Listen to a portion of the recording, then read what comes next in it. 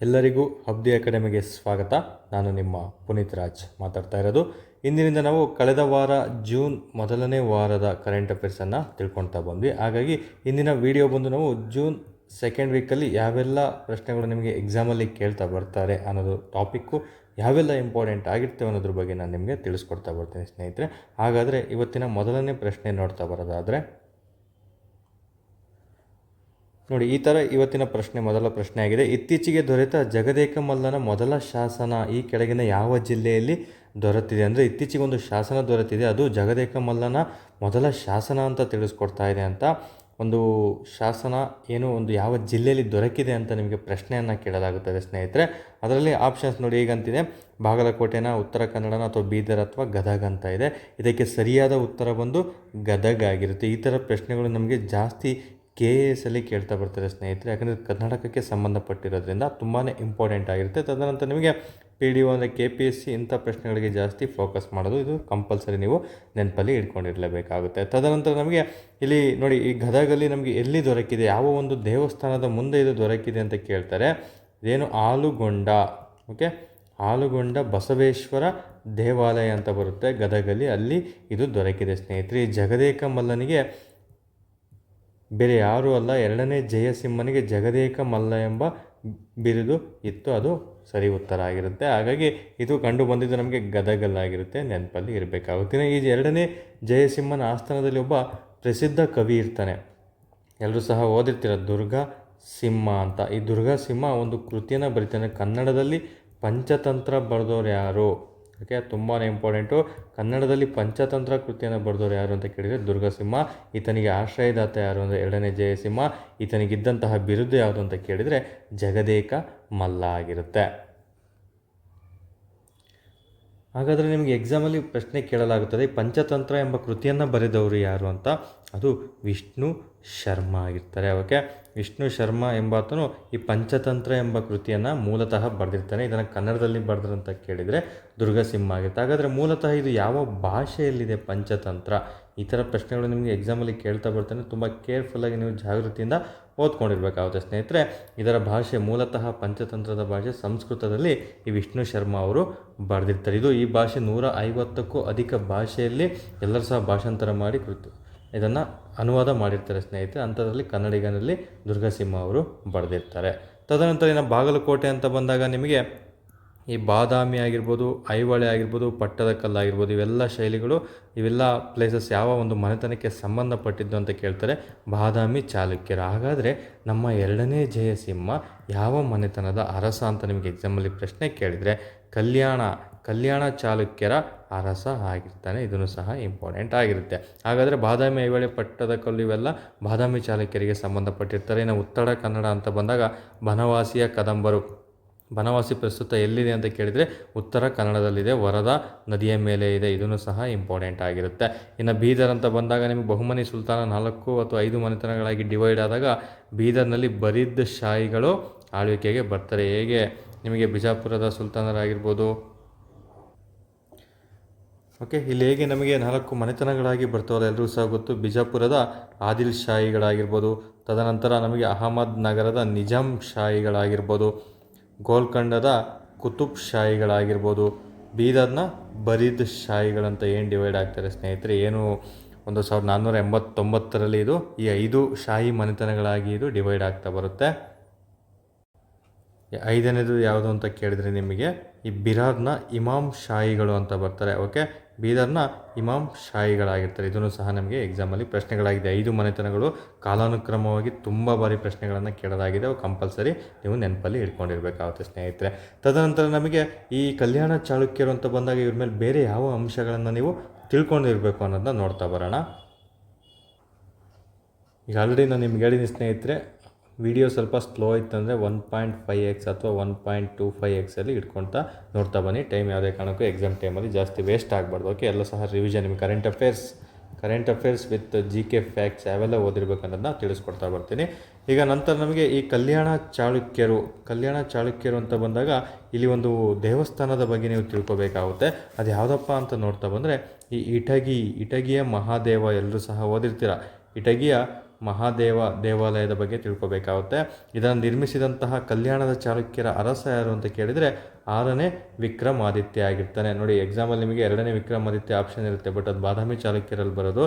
But 6ನೇ Vikramaditya ಅಂತ ಬರೋದು ನಮಗೆ ಈ ಕಲ್ಯಾಣ ಚಾಲುಕ್ಯರಲ್ಲಾಗಿರ್ತಾರೆ. ಇಟಗಿ ಮಹಾದೇವ ದೇವಾಲಯವನ್ನು ಈತ ನಿರ್ಮಿಸ್ತಾನೆ. ಬಟ್ ಇದರ ಶಿಲ್ಪಿ ಅಥವಾ ಇದನ್ನು ಕಟ್ಟಿಸಿದಂಥವ್ರು ಯಾರು ಅಂತ ಕೇಳಿದರೆ ಈತನ ಸೇನಾಧಿಪತಿ ಇರ್ತಾನೆ, ಒಬ್ಬ ಪ್ರಸಿದ್ಧ ಸೇನಾಧಿಪತಿ. ಆತನ ಹೆಸರೇ ದಂಡಾಧೀಶ. ಈ ದಂಡಾಧೀಶ ಇದನ್ನು ನಿರ್ಮಾಣ ಮಾಡ್ತಾನೆ. ಆಗಿದ್ದಂತಹ ಅರಸ ಕೇಳಿದರೆ 6ನೇ ವಿಕ್ರಮಾದಿತ್ಯ ಆಗಿರ್ತಾನೆ ಸ್ನೇಹಿತರೆ. ಇದು ತುಂಬಾ ಇಂಪಾರ್ಟೆಂಟು. ಏನು ನಮಗೆ ಇಲ್ಲಿ ಇಟಗಿ ಆಗಿರ್ಬೋದು, ಮತ್ತು ಇದೇನು ಗದಗ ಅಂತೇಳಿದ್ರೆ ಇದು ಲಕ್ಕುಂಡಿ ಹತ್ರ ಬರ್ತಿರೋದು. ತದನಂತರ ನಮಗೆ ಇಟಗಿ, ಲಕ್ಕುಂಡಿ, ನಂತರ ಸೂಡಿ ಅಂತ ಒಂದು ಪ್ಲೇಸ್ ಬರುತ್ತೆ. ಇವು ಮೂರೂ ಸಹ ಯಾವುದಕ್ಕೆ ಕಲ್ಯಾಣ ಚಾಲುಕ್ಯರ ಏನಕ್ಕೆ ಪ್ರಸಿದ್ಧಿ ಪಡೆದಿದೆ ಅಂತ ಕೇಳಿದರೆ ಇವು ಟಂಕ ಶಾಲೆಗಳಾಗಿರ್ತವೆ. ಕಲ್ಯಾಣ ಚಾಲುಕ್ಯರ ಟಂಕ ಶಾಲೆಗಳು. ಎಕ್ಸಾಮಲ್ಲಿ ನಿಮಗೆ ಯಾವ ಥರ ಪ್ರಶ್ನೆ ಕೇಳ್ತಾರೆ ಅಂದರೆ ಇಟಗಿ, ಲಕ್ಕುಂಡಿ, ಸೂಡಿ ಇವು ಕಲ್ಯಾಣ ಚಾಲುಕ್ಯರ ಅಥವಾ ಇವು ಏನು ಅಂತ ಪ್ರಶ್ನೆ ಕೇಳ್ತಾರೆ. ಕಲ್ಯಾಣ ಚಾಲುಕ್ಯರ ಟಂಕ ಶಾಲೆಗಳ ಅಥವಾ ಕಲ್ಯಾಣ ಚಾಲುಕ್ಯರ ಶಿಕ್ಷಣ ಕೇಂದ್ರಗಳ ಅಥವಾ ಕಲ್ಯಾಣ ಚಾಲುಕ್ಯರ ಪ್ರಸಿದ್ಧ ಬೌದ್ಧ ಕೇಂದ್ರಗಳ ಅಂತ ನಿಮಗೆ ಪ್ರಶ್ನೆಗಳನ್ನು ಕೇಳಲಾಗುತ್ತದೆ. ಹಾಗಾಗಿ ಇವು ಕಲ್ಯಾಣ ಚಾಲುಕ್ಯರ ಟಂಕ ಶಾಲೆಗಳಾಗಿರ್ತವೆ. ಇವು ಸಹ ಇಂಪಾರ್ಟೆಂಟು, ನೆನಪಲ್ಲಿರಬೇಕಾಗುತ್ತೆ ಸ್ನೇಹಿತರೆ.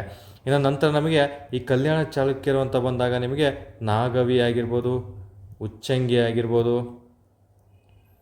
ನಂತರ ನಿಮಗೆ ಇಟಗಿ ಆಗಿರ್ಬೋದು, ಇವೆಲ್ಲವೂ ಸಹ ಕಲ್ಯಾಣ ಚಾಲುಕ್ಯರ ಪ್ರಮುಖ ಶಿಕ್ಷಣ ಕೇಂದ್ರಗಳಾಗಿರ್ತವೆ. ಓಕೆ, ಇದನ್ನು ಸಹ ಎಕ್ಸಾಮಲ್ಲಿ ಪ್ರಶ್ನೆ ಕೇಳಲಾಗುತ್ತದೆ, ನೆನಪಲ್ಲಿರಬೇಕು. ನಾನು ನಿಮಗೆ ಈ ಒಂದು ಕರೆಂಟ್ ಅಫೇರ್ಸ್ ಕ್ಲಾಸಲ್ಲಿ ಜಾಸ್ತಿ ಫ್ಯಾಕ್ಟ್ಸ್ ಹೇಳೋದು ಕಲೆ ಮತ್ತು ವಾಸ್ತುಶಿಲ್ಪ ಮತ್ತು ಅದರ ಆ ಮನೆತನದ ಪ್ರಮುಖ ವೈಶಿಷ್ಟ್ಯತೆಗಳನ್ನು ನಿಮಗೆ ತಿಳಿಸ್ತಾ ಬರ್ತೀನಿ. ಯಾಕಂದರೆ ನಮಗೆ ಎಕ್ಸಾಮ್ ದೃಷ್ಟಿಯಿಂದ ಯಾವ ಮನೆತನದಲ್ಲಿ ಯಾವ ರಾಜ ಇದ್ದ, ಪ್ರಥಮ ಅರಸ ಯಾರು, ಕೊನೆಯ ಅರಸ ಯಾರು, ಆತನ ಬಿರುದೇನು, ಆತನ ದಾಳಿ ಯಾವುದು, ಆತನಿಗಿದ್ದಂತಹ ಅಂದರೆ ಬಿರುದುಗಳು ಯಾವುದು, ಮತ್ತು ಆತನು ದಂಗೆ ಮಾಡಿದಂತಹ ಪ್ರಮುಖ ಯುದ್ಧಗಳು ಯಾವುದು, ಎಲ್ಲರೂ ಸಹ ತಿಳ್ಕೊಂಡಿರ್ತೀರ. ಅದ್ರ ಬಗ್ಗೆ ನಾನು ನಿಮ್ಗೆ ಹೇಳ್ತಾ ಹೋಗಲ್ಲ. ಬಟ್ KS ದೃಷ್ಟಿಯಿಂದ, KS ಫಿಲಿಮ್ಸ್ ದೃಷ್ಟಿಯಿಂದ, PDO ಆಗಿರ್ಬೋದು, KPSC ನಡೆಸುವಂತಹ ಪ್ರತಿ ಗ್ರೂಪ್ ಸಿ ಎಕ್ಸಾಮ್ಗಳಿಗೆ ನಮಗೆ ಇಂಥ ಪಾಯಿಂಟ್ಗಳು ತುಂಬಾ ಇಂಪಾರ್ಟೆಂಟ್ ಆಗಿರುತ್ತೆ. ಹಾಗಾಗಿ ಇವಕ್ಕೆ ಜಾಸ್ತಿ ಫೋಕಸ್ ಮಾಡ್ತಾ ಬರ್ತೀನಿ ಸ್ನೇಹಿತರೆ. ಓಕೆ, ಇನ್ನು ನೆಕ್ಸ್ಟ್ ನಾವು ಮುಂದಿನ ಪ್ರಶ್ನೆ ನೋಡ್ತಾ ಬರೋದಾದರೆ, ಓಕೆ, ಮುಂದಿನ ಪ್ರಶ್ನೆ ಈ ರೀತಿ ನೋಡಿ. ಏಷ್ಯಾದ ಮೊದಲ ಮಹಿಳಾ ಲೋಕೋ ಪೈಲಟ್ ಯಾರು ಅಂದರೆ ಇತ್ತೀಚೆಗೆ ಏಷ್ಯಾದ ಮೊದಲ ಮಹಿಳಾ ಲೋಕೋ ಪೈಲಟ್ ಆಗಿ ಯಾರು ಆಯ್ಕೆ ಆಗಿದ್ದಾರೆ ಅಂತ ಪ್ರಶ್ನೆಯನ್ನು ಕೇಳಲಾಗಿದೆ.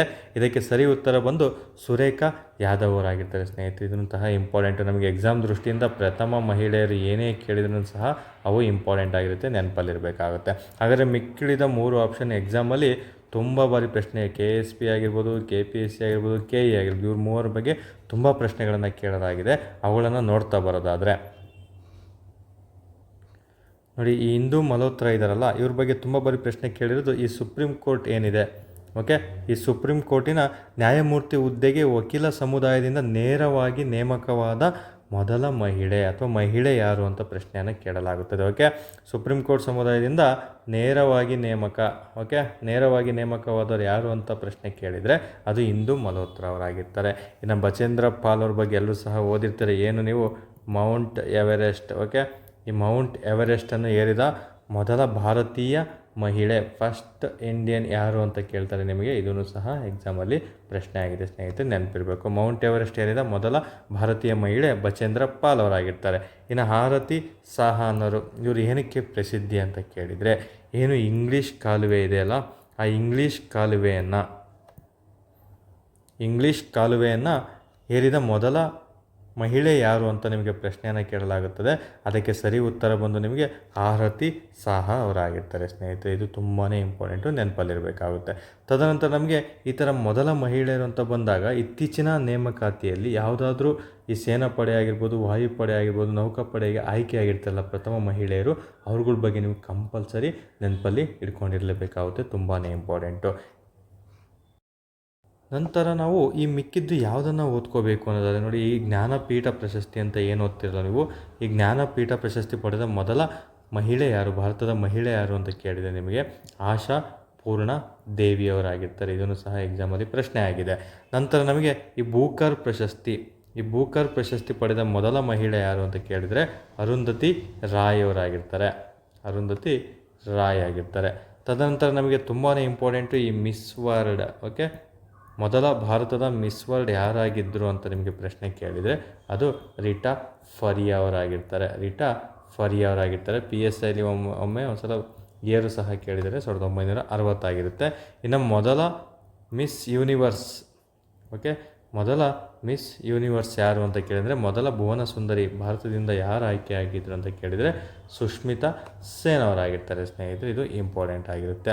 ಓಕೆ, ಇಷ್ಟು ಸಹ ಎಕ್ಸಾಮ್ ಪ್ರಶ್ನೆ ಕೇಳಿದರೆ. ತದನಂತರ ನಮಗೆ ಮೊದಲ ಭಾರತೀಯ ಚಿತ್ರನಟಿ, ತುಂಬಾ ಇಂಪಾರ್ಟೆಂಟ್, ಇದನ್ನು ಸಹ ಪ್ರಶ್ನೆ ಆಗಿದೆ.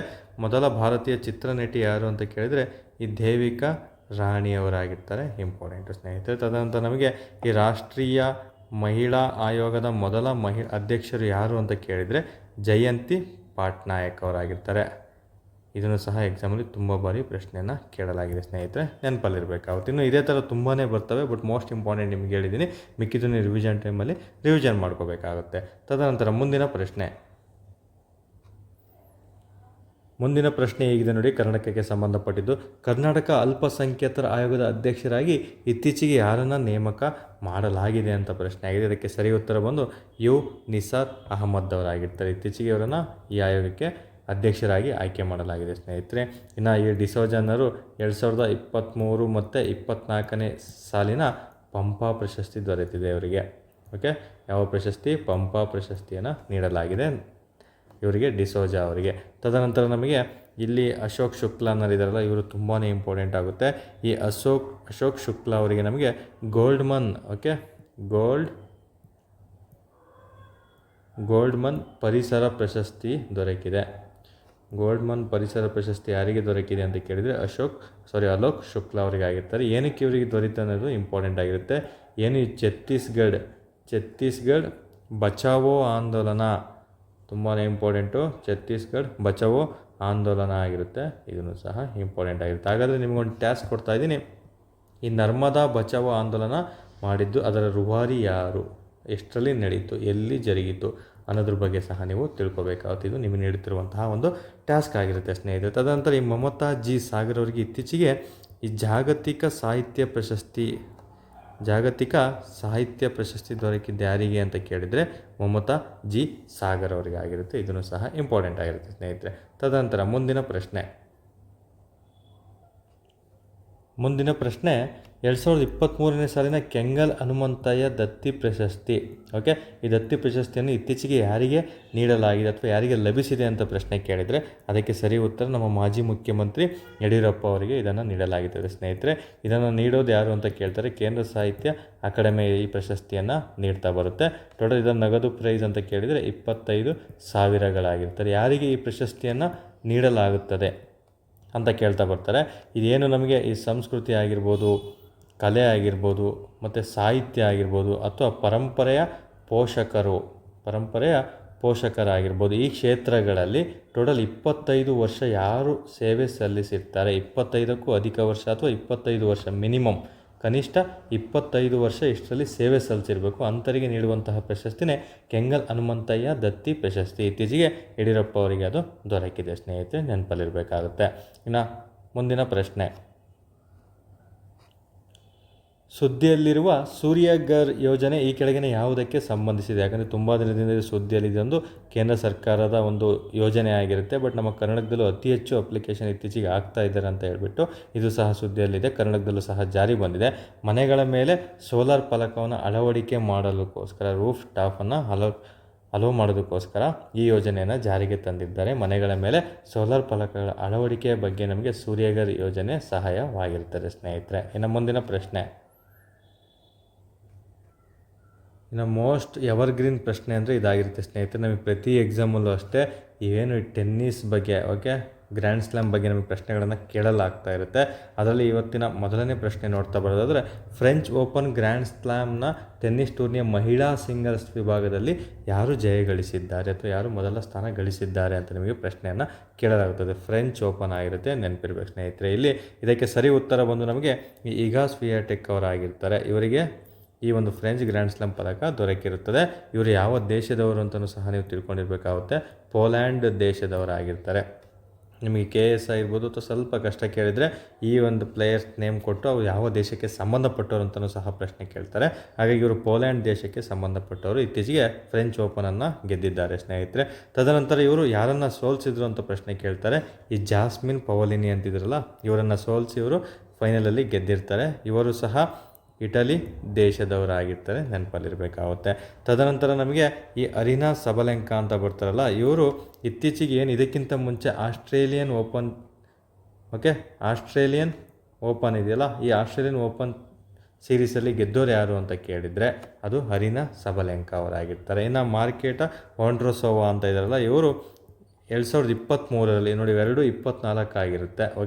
ಇವೆರಡು ಸಹ 2024 ಆಗಿರುತ್ತೆ. ಈಗ ಹೇಳ್ತಾ ಇರೋದು ಮಾರ್ಕೆಟಾ ವಾಂಡ್ರೋಸೋವಾ ಅವರು 2023ನೇ ಸಾಲಿನ ಈ ವಿಂಬಲ್ಡನ್ ಓಪನ್ 2023ನೇ ಸಾಲಿನ ವಿಂಬಲ್ಡನ್ ಓಪನನ್ನು ಬರೆದವರು, ಅಂದರೆ ಗೆದ್ದೋರು ಯಾರು ಅಂತ ನಿಮಗೆ ಪ್ರಶ್ನೆಯನ್ನು ಕೇಳ್ತಾರೆ ಸ್ನೇಹಿತರೆ.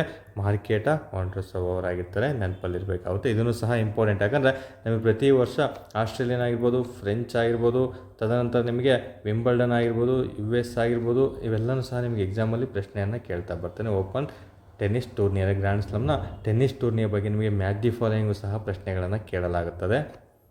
ಅವನು ಸಹ ನೀವು ಇವುಗಳನ್ನು ಮ್ಯಾಚ್ ದಿ ಫಾಲೋಯಿಂಗಲ್ಲೇ ತಿಳ್ಕೊಬೇಕಾಗುತ್ತೆ ಸ್ನೇಹಿತರೆ. ತದನಂತರ ನಮಗೆ ಈ ಮುಂದಿನ ಪ್ರಶ್ನೆ ನೋಡ್ತಾ ಬರೋದಾದರೆ, ಇಲ್ಲಿ ನಮಗೆ ಈಗ ಇವ್ರ ಬಗ್ಗೆ ಇನ್ನೊಂದು ಪಾಯಿಂಟ್ ನೋಡೋದಾದರೆ, ಸತತ 3ನೇ ಬಾರಿಗೆ ಈ ಪ್ರಶಸ್ತಿಯನ್ನು ಇವರು ಗೆದ್ದಿದ್ದಾರೆ. ಹಾಗಾಗಿ ಇವರು ವರ್ಲ್ಡ್ ನಂಬರ್ 1 ಟೆನ್ನಿಸ್ ಪ್ಲೇಯರ್, ಮಹಿಳೆಯರಲ್ಲಿ ವರ್ಲ್ಡ್ ನಂಬರ್ 1 ಟೆನ್ನಿಸ್ ಪ್ಲೇಯರ್ ಆಗೂ ಸಹ ಇವರು ಹೊರಹೊಮ್ಮಿದ್ದಾರೆ.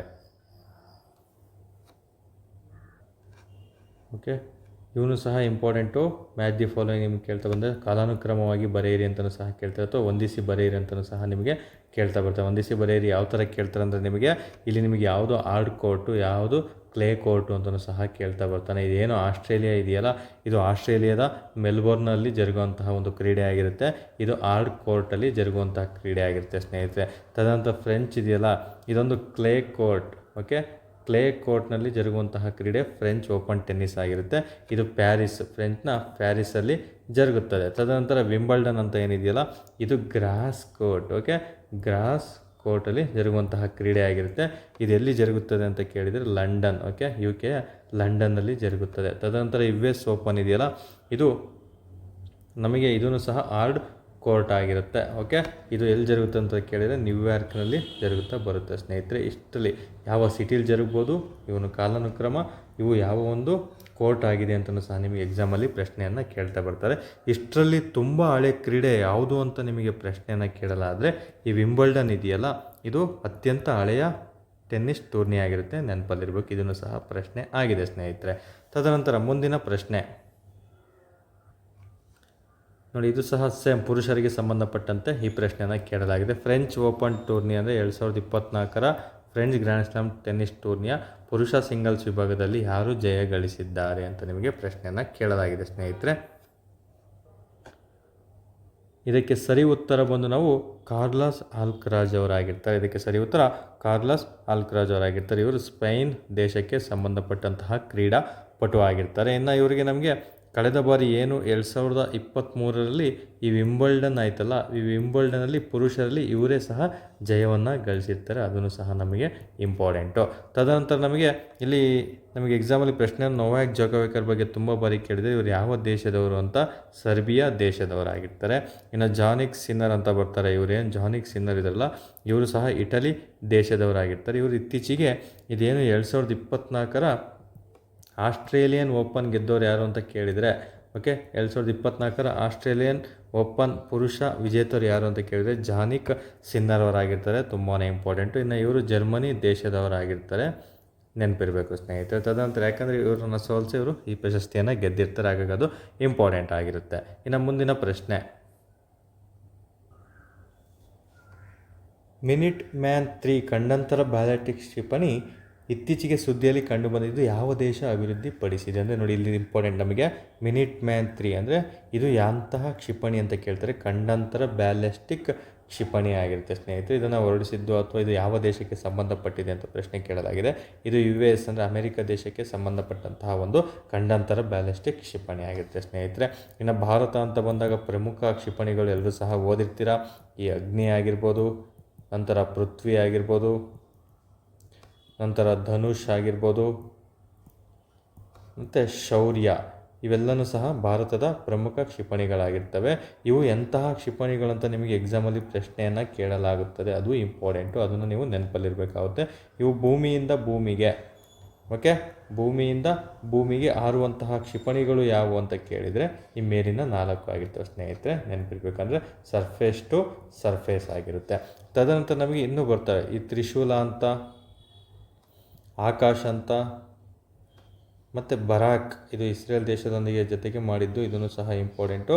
ಈ 3 ಕ್ಷಿಪಣಿಗಳು ಯಾವುದಕ್ಕೆ ಸಂಬಂಧಪಟ್ಟಿದ್ದು ಅಂತ ಕೇಳಿದರೆ ಇವು ಭೂಮಿಯಿಂದ ಆಕಾಶಕ್ಕೆ ಜಿಗಿಯುವ ಕ್ಷಿಪಣಿಗಳಾಗಿರ್ತವೆ. ಇದನ್ನು ಸಹ ಇಂಪಾರ್ಟೆಂಟು, ಸರ್ಫೇಸ್ ಟು ಏರ್ ಆಗಿರುತ್ತೆ, ನೆನಪಲ್ಲಿರಬೇಕಾಗುತ್ತೆ ಸ್ನೇಹಿತರೆ. ತದನಂತರ ನಮಗೆ ಬರದೆ ಇನ್ನೊಂದು ತುಂಬಾ ಇಂಪಾರ್ಟೆಂಟು, ತುಂಬ ಬಾರಿ ಎಕ್ಸಾಮಲ್ಲಿ ಪ್ರಶ್ನೆ ಕೇಳಿದರೆ ಅಸ್ತ್ರ ಅನ್ನೋದು ಇದು ಆಕಾಶದಿಂದ ಆಕಾಶಕ್ಕೆ ಹಾರುವಂತಹ ಕ್ಷಿಪಣಿ ಆಗಿರುತ್ತೆ. ಓಕೆ, ಏರ್ ಟು ಏರ್ ಕ್ಷಿಪಣಿ ಆಗಿರುತ್ತೆ, ನೆನಪಲ್ಲಿರಬೇಕಾಗುತ್ತೆ ಸ್ನೇಹಿತರೆ. ಇದನ್ನು ಸಹ ನಮಗೆ ಇಂಪಾರ್ಟೆಂಟ್ ಆಗಿರುತ್ತೆ. ತದನಂತರ ನಮಗೆ ಈ ಎಕ್ಸಾಮ್ ದೃಷ್ಟಿಯಿಂದ ಇವೆಲ್ಲವೂ ಸಹ PC, PSI, FD, SD ಈ ಥರ ನಿಮಗೆ ಪ್ರಶ್ನೆಯನ್ನು ಕೇಳಲಾಗುತ್ತದೆ. ಹಾಗಾದರೆ KSಗೆ ಯಾವ ಥರ ನಿಮಗೆ ಪ್ರಶ್ನೆಯನ್ನು ಕೇಳಲಾಗುತ್ತದೆ ಅಂತ ನೋಡ್ತಾ ಬರೋದಾದರೆ, ಏನು ನೀವು ನಮಗೆ ಈ ಕ್ಷಿಪಣಿಗಳು ಅಂದರೆ ಮಿಸೈಲ್ಸ್ ಅಂತ ಕರಿತೀವಿ, ಈ ಕ್ಷಿಪಣಿಗಳಲ್ಲಿ ನಮಗೆ 2 ವಿಧಗಳನ್ನು ಮಾಡ್ತೀವಿ. ಒಂದು ಪಥ ಅಂತ, ಪಥದ ಆಧಾರದ ಮೇಲೆ ವಿಭಜನೆ ಮಾಡ್ತಾ ಬರ್ತೀವಿ. ಇನ್ನು ನಮಗೆ ಆರಂಭ ಮತ್ತು ಅಂತ್ಯದ ಆಧಾರದ ಮೇಲೆ ಕ್ಷಿಪಣಿಗಳನ್ನು ಡಿವೈಡ್ ಮಾಡ್ತಾ ಬರ್ತೀವಿ. ಇಲ್ಲಿ ನಮಗೆ ಪಥದ ಆಧಾರದ ಮೇಲೆ ಬ್ಯಾಲಿಸ್ಟಿಕ್ ಕ್ಷಿಪಣಿ ಅಂತ ಒಂದು ಬರುತ್ತೆ, ಇದನ್ನು ಸಹ ಇಂಪಾರ್ಟೆಂಟು. ತದನಂತರ ನಮಗೆ ಕ್ರೂಸ್ ಕ್ಷಿಪಣಿಗಳು ಅಂತ ಬರ್ತವೆ. ಇನ್ನು ಇವೇನು ಇಷ್ಟೊತ್ತು ಹೇಳಿದ್ರೆ ನಿಮಗೆ ಭೂಮಿಯಿಂದ ಭೂಮಿಗೆ, ಆಕಾಶದಿಂದ ಆಕಾಶಕ್ಕೆ ಅಥವಾ ಭೂಮಿಯಿಂದ ಆಕಾಶಕ್ಕೆ ಅಂತ ಬರ್ತಾವಲ್ಲ, ಅವೆಲ್ಲ ಇದಕ್ಕೆ ಸಂಬಂಧಪಟ್ಟಿದ್ದು ಆರಂಭ ಅಂತ್ಯದ ಮೇಲೆ ಡಿವೈಡ್ ಮಾಡಿರ್ತಾರೆ. ಹಾಗಾದರೆ ನಮಗೆ ಯಾವ ಥರ ಗುರುತಿಸ ಬ್ಯಾಲಿಸ್ಟಿಕ್ ಕ್ಷಿಪಣಿ ಆಗಿರ್ಬೋದು ಅಥವಾ ಕ್ರೂಸ್ ಕ್ಷಿಪಣಿಗೆ ಡಿಫ್ರೆನ್ಸ್ ಏನು ಸರ್ ಅಂತ ನೋಡ್ತಾ ಬರೋದಾದರೆ, ಮೊದಲನೇದಾಗಿ ಬ್ಯಾಲಿಸ್ಟಿಕ್ ಕ್ಷಿಪಣಿ ನಾವು ಯಾವ ಪಥದಲ್ಲಿ ಚಲಿಸುತ್ತದೆ ಅನ್ನೋದು ನಿಮಗೆ ಎಕ್ಸಾಮಲ್ಲಿ ಕೇಳ್ತಾನೆ. ಈ ಪ್ಯಾರಾಬೋಲಿಕ್ ಪಥದಲ್ಲಿ ಇದು ಚಲಿಸುತ್ತದೆ. ಓಕೆ, ಇದು ನೇರ ಪಥ, ಡೈರೆಕ್ಟ್ ಪಥದಲ್ಲಿ ಚಲಿಸ್ತಾ ಬರ್ತದೆ ಸ್ನೇಹಿತರೆ. ಇನ್ನು ನಮಗೆ ಇಲ್ಲಿ ನಮಗೆ ರಾಕೆಟ್ ಎಂಜಿನನ್ನು ಹೋಲುತ್ತದೆ. ಇದು ರಾಕೆಟ್ ಎಂಜಿನನ್ನು ಹೋಲಿದರೆ ಇದು ಜೆಟ್ ಎಂಜಿನನ್ನು ಹೋಲುತ್ತದೆ, ಅದನ್ನು ಸಹ ನಮಗೆ ಇಂಪಾರ್ಟೆಂಟ್ ಆಗಿರುತ್ತೆ. ತದನಂತರ ನಮಗೆ ಇದು ಗುರಿಯನ್ನು ನಿಖರವಾಗಿ ಮುಟ್ಟೋದಿಲ್ಲ. ಏನು ಬ್ಯಾಲಿಸ್ಟಿಕ್ ಕ್ಷಿಪಣಿ ಇದೆ ಗುರಿಯನ್ನು ನಿಖರವಾಗಿ ಮುಟ್ಟೋದಿಲ್ಲ, ಬಟ್ ಈ ಕ್ರೂಸ್ ಕ್ಷಿಪಣಿ ಇದೆಲ್ಲ ಇದಕ್ಕೆ ನಿಖರವಾದ ಗುರಿ ಇರುತ್ತದೆ ಸ್ನೇಹಿತರೆ, ಇದು ನಮಗೆ ಇಂಪಾರ್ಟೆಂಟ್ ಆಗಿರುತ್ತೆ. ತದನಂತರ ನಮಗೆ ಇದು ಹೆಚ್ಚು ಧ್ವಂಸಕ ಆಗಿರುತ್ತೆ, ಇದು ಕಡಿಮೆ ಧ್ವಂಸಕ ಆಗಿರುತ್ತೆ. ಮತ್ತು ನಮಗೆ ಭೂಮಿಯ ಗುರುತ್ವಾಕರ್ಷಣೆ ಆಧಾರದ ಮೇಲೆ ಈ ಬ್ಯಾಲಿಸ್ಟಿಕ್ ಕ್ಷಿಪಣಿಗಳು ಚಲಿಸ್ತವೆ. ಇದು ಕ್ರೂಸ್ ಕ್ಷಿಪಣಿಯಲ್ಲಿ ಸ್ವಂತ ಇಂಜಿನ್ ಮೂಲಕ ಚಲಿಸುವಂತಹ ಕ್ಷಿಪಣಿಗಳಾಗಿರ್ತವೆ, ತುಂಬಾ ಇಂಪಾರ್ಟೆಂಟ್. ಇದು ನಮಗೆ ಬ್ಯಾಲಿಸ್ಟಿಕ್ ಕ್ಷಿಪಣಿಗಳಂತ ಬಂದಾಗ ಉದಾಹರಣೆ ಪೃಥ್ವಿ ಆಗಿರುತ್ತೆ. ಮತ್ತು ನಮಗೆ ಕ್ರೂಸ್ ಕ್ಷಿಪಣಿಗೆ ಉದಾಹರಣೆ ಅಂತ ಬಂದಾಗ ಬ್ರಹ್ಮೋಸ್. ಓಕೆ, ಈ ಬ್ರಹ್ಮೋಸ್ ಎಂತಹ ಕ್ಷಿಪಣಿ ಅಂತ ತುಂಬ ಬಾರಿ ಎಕ್ಸಾಮಲ್ಲಿ ಪ್ರಶ್ನೆಯನ್ನು ಕೇಳಿದ್ದಾರೆ. ಇದೊಂದು ಕ್ರೂಸ್ ಕ್ಷಿಪಣಿ ಆಗಿರುತ್ತದೆ ಸ್ನೇಹಿತರೆ. ಇನ್ನೂ ಹೆಚ್ಚಿನ ಮಾಹಿತಿಗಳನ್ನು ನೀವು ತಿಳ್ಕೊಳ್ತಾ ಬರಬೇಕಾಗುತ್ತೆ, ಅದನ್ನು ಸಹ ನಮಗೆ ಎಕ್ಸಾಮಲ್ಲಿ ಕೇಳ್ತಾ ಬರ್ತಾನೆ. ನಿಮಗೆ ಈ ಸ್ಟೇಟ್ಮೆಂಟ್ ವೈಸಲ್ಲಿ ಪ್ರಶ್ನೆಗಳನ್ನು ಕೇಳ್ತಾ ಬರ್ತಾರೆ, ಇದಕ್ಕೂ ಡಿಫ್ರೆನ್ಸ್ಗಳನ್ನು. ನಂತರ ನಮಗೆ ಈ ಭಾರತದ ಮಿಸೈಲ್ ಮ್ಯಾನ್ ಅಂತ ಯಾರನ್ನು ಕರಿತೀವಿ. ಓಕೆ, ಭಾರತದ ನಮಗೆ ಮಿಸೈಲ್ ಮ್ಯಾನ್ ಅಂತ ಯಾರನ್ನು ಕರಿತೀವಿ ಅಂತ ನಮಗೆ ಎಕ್ಸಾಮಲ್ಲಿ ಪ್ರಶ್ನೆಯನ್ನು ಕೇಳಿದ್ದಾರೆ ಸ್ನೇಹಿತರೆ. ಅದು APJ ಅಬ್ದುಲ್ ಕಲಾಂ ಅವರನ್ನು ಕರಿತೀವಿ. ಹಾಗಾದರೆ ಭಾರತದ ಮಿಸೈಲ್ ಮಹಿಳೆ ಯಾರು?